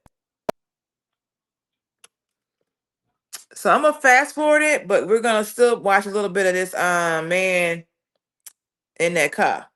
So hold on. I went too far. Hold on. It's hard working this with this little thumb here. Right there. Don't get in nobody's car. Right there, it was over, bro. It's coming, y'all. Don't get in nobody's car. It was right there and it was over. This is crazy, man. I can't. And what did he say specifically to you? Sit down, nigga. Keyshawn Chavers is a freshman at Valley High School, a Boy Scout, a football player, a member of the ROTC, an honor roll student. He was hanging around his teacher's classroom door in December. The teacher told him to sit down, and the teacher says that Keyshawn used the N-word first. And I just kind of was stunned a second. Well, then get away from the door, nigga. And I repeated the same insult because that's sort of what I've been trained to do. The school district says that is not what they trained English teacher Paul Dawson to do. He tried to say I said it, and I didn't say it, and no one else in the class knows that I said it because I didn't. Documents from the school investigation show that several of the students interviewed from Valley did not hear Keyshawn say the N-word first. Dawson says that students use the slang version of the N-word at Valley High School all the time. He says N-I-G-G-E-R is a racial slur, but says that students use N-I-G-G-A as often as they'd say dude or hey man. And Dawson says as much as he does not like the word, he still used the slang version to feel more comfortable with black students. Why is this word used so frequently? So I just don't understand it, and I'm trying to understand it. I need help. Yes, I use nigga. I've used it. I admit it. I put the H on it to emphasize it's nigga. That, you know, nigga this, nigga please, nigga. You know, can you lend a nigga a pencil? What kind of example are you setting for your students? Y'all. Can you lend him a pencil? Lord help me. That man was he was perplexed, y'all. Help this man. So what we got here? We got like I had put in the comment, like for him to admit that it's an insult, like you know it's an insult, it's diabolical. I mean, people always be saying diabolical, and I'm just gonna go with it, okay? What else we got here? We got, I said, please like, share, comment, subscribe, support the channel. It is free. Thank you, guys. Thank you, ladies. Lord, you know it says, I see it's part of the economy of being American. It's funny, but not funny. But that is funny, and right now I'm laughing. So Kate Grimm says, I love how he made flashcards to try and justify his words. Laugh out loud. That's what I'm saying. This man was perplexed. Like, he don't understand. Like, I was just like, I don't know how the interviewer was able to just sit there and not laugh at this man. It's a very serious thing, but oh my goodness. Abby said he's saying it like it's some sort of joke. I mean, that's how I don't know what this man thought, Abby. I just don't know. Like, I just don't know. I don't. I guess he was trying to make light of it in order to like perhaps maybe he was trying to make it like a joke so that it could be considered to be not as serious, because clearly he was probably at risk of some type of disciplinary action, perhaps. So maybe that's why he was really trying to push the initiative, or push it that, hey, this is not as serious as you think, right? That's the only thing I can come up with on that. That's how I can come up with on that, Abby. But I'm with you. Lou, you know, it says, laughing like he is trying to understand. Somebody tell him it's part of the economy of being American. I guess, Lou. I guess. Please, somebody find this man on Instagram and let him know that. He need to send him to the live stream, okay? So he can know what's going on. We done got the people figuring it out here. So Lavonda said, we got Lavonda back in, y'all. She said, oh, so that's where that part of the song comes from. What song you talking about? What song? So I thought y'all might find a kick out of that. Now I have one last video, and it's kind of interesting. Let me just go ahead and play it. And we got K Grinch here. Yeah, K Grinch might give us some insight from his perspective. So let me go ahead and get this played so we can hear this. Hold on. So Lou, you know, it says, laughing like, I don't think he was trying to make light of it. I think he was really trying to understand, especially because I believe he was an English teacher. Okay, got you. I mean, he did seem like he was very perplexed and struggling. So I don't know. I think it could be a little bit of both, but I get your point for sure. Okay, so I'm gonna show y'all this next one real quick. Let's get into it. Trying to gather myself because the wildest shit just happened to me, and I'm at a loss. So I was just walking. I was going for a jog at the park, and then I started just walking my last couple laps. This little boy runs up to me, and he's like, I can't find my mom. I'm lost. I can't find my mom. And first, like, I'm like throwing the fuck off, because what do you mean? Like, this little white boy, he had to be like 7, 8. He's panicked, can't find my mom. Please help me find my mom. And I'm like, okay. So we're like backtracking. I'm like, who else were you here with other than your mom? Like, what's your name? What's your mom's name? I was like, where was the last place that you saw your mom at before you got lost? He's telling me all this stuff. So we go back to that location. We're like walking around, and I happen to notice there was a bathroom near that location. So like, I walk inside the bathroom with him. I'm like, call your mom. He's like, mom. I'm like, what is your mom's name? And he told me her name. So I'm like, I'm yelling her name, and she's like, yes. She's like, comes out of the bathroom with the little her other kid who's younger, and she's like, what's going on? And I'm like, is this your son? And she's like, I'm like, what's his name? And she tells me, I'm like, is this your mom? And he was like, I'm like, cool. So I explained to her, like, your son thought that he was lost, This little boy, y'all, this little boy stops, looks at his mom, and says, Mom, you were right. You told me that if I got lost to look for a black lady or a black family, you were right. Excuse me? I was like, what? She was like, my mom told me that if I was ever lost or if I was ever in trouble to look for a black lady or a family. I'm like, what? So I look at her, and she was like, yes, I've told my child since like he could formulate words or thoughts that if he's ever lost or in trouble to look for a black woman or a black family because he will be fine. And I'm like, that is insane. And this woman spent the next 20 minutes talking while her kids were playing, talking about the difference between a child asking a white person or a white family for help versus a black woman or a black family. I had never heard of this. She's like, yes, I think every white woman that I know has told their child this. She then proceeds to tell me, she's like, I don't know that black people don't harm children, but I know for a fact that white people harm kids and kidnap kids for fun. I was at a loss for words. I talk. Like, I didn't even have the words to formulate to explain to her how shocked I was at what because like, I know this to be true. There's never been a time in my black ass life where I have seen a black woman and not thought that like, in the least, she's going to look out. You know what I mean? Like, whether I know you or not, I know if some shit pop off, me and this black girl, we got each other. You know what I mean? I've never doubted that. I did not know that white people knew that. I had no idea that white people knew that black women, like, we're going to take care of. I don't give a fuck who that child belongs to. I don't care that if I've never seen a child. I don't give a fuck if that kid is Asian, white, don't care. I'm going to. I did not know that they knew this. That shit just, it broke my brain. It broke my brain. And I am so glad that I did what I was supposed to do for all of us. Hey, for all my sisters, I passed the fucking test, because that little boy, I'm talking about, he ran up to me and held my hand. I'm lost. I can't find my mom.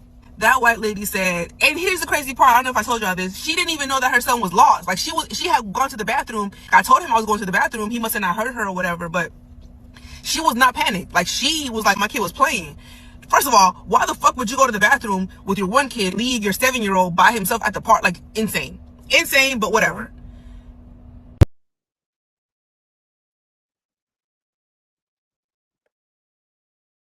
Uh-oh.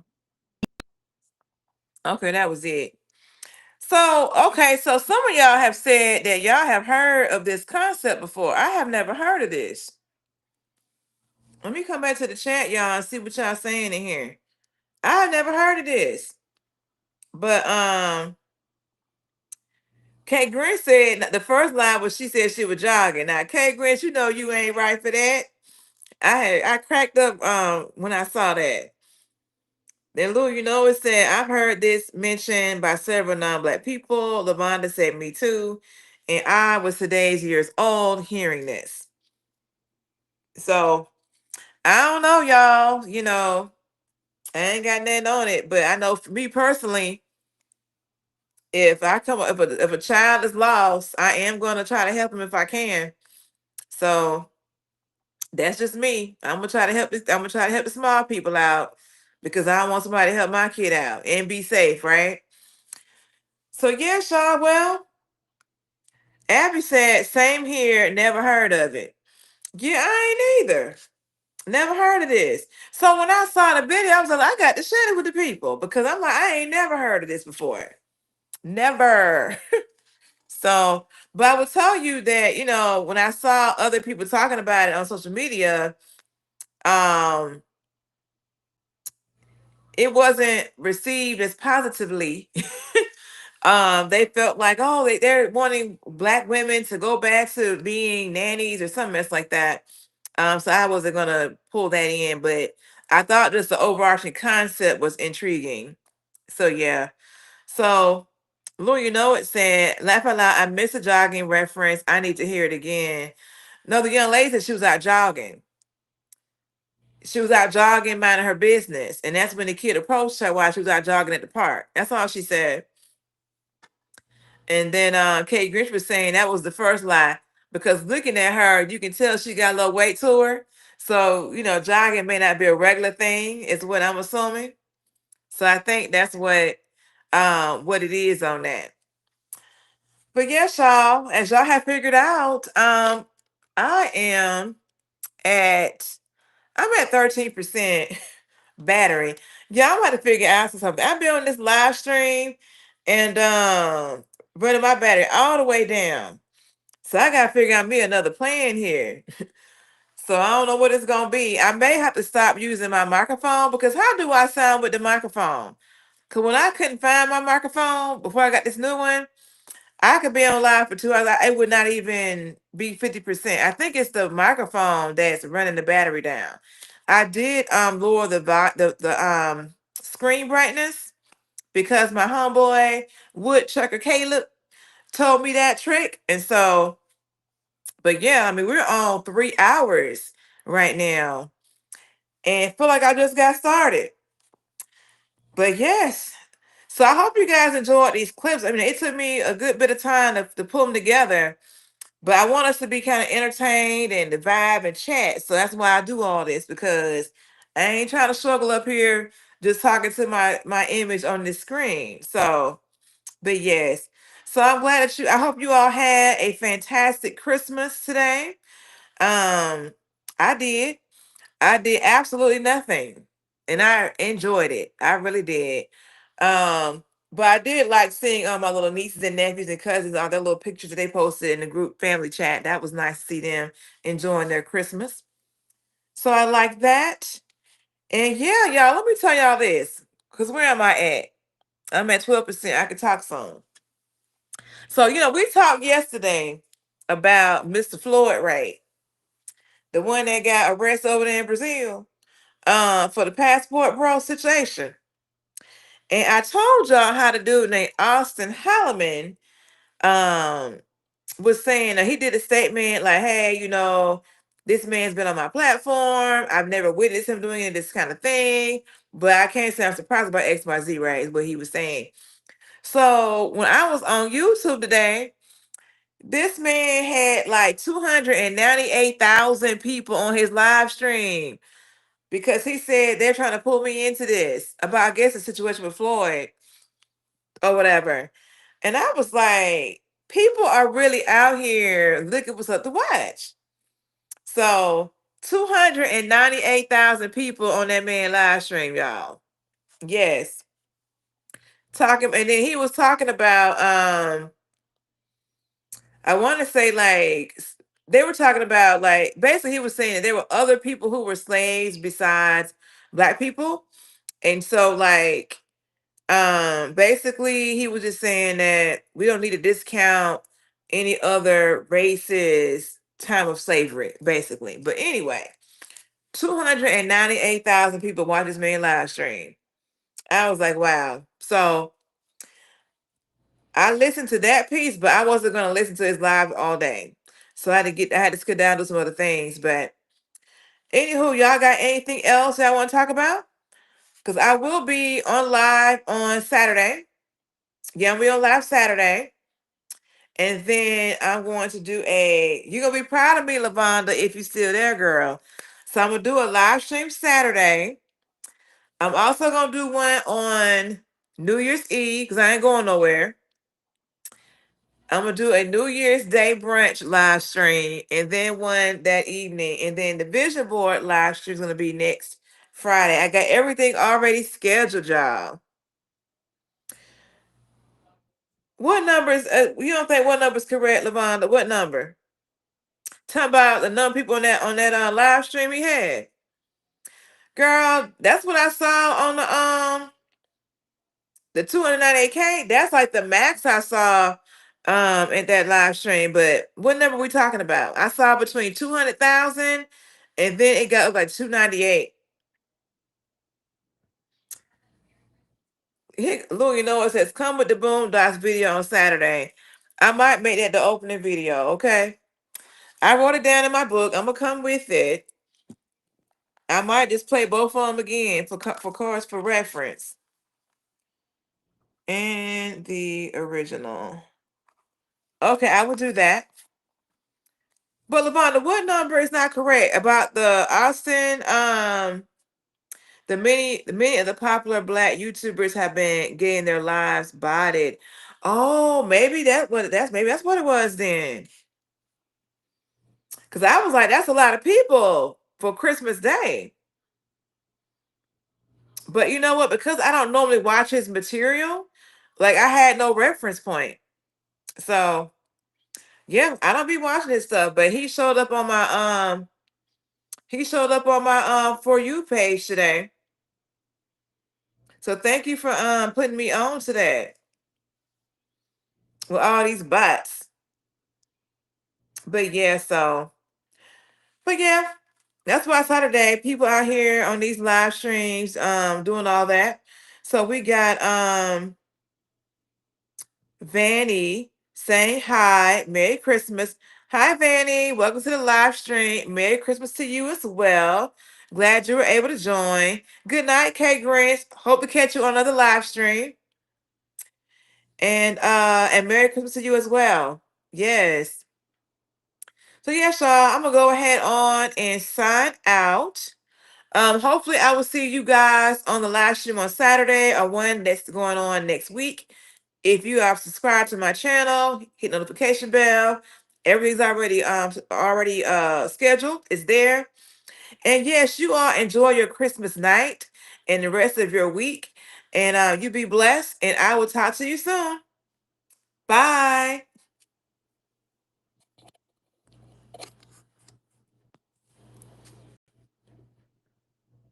Okay.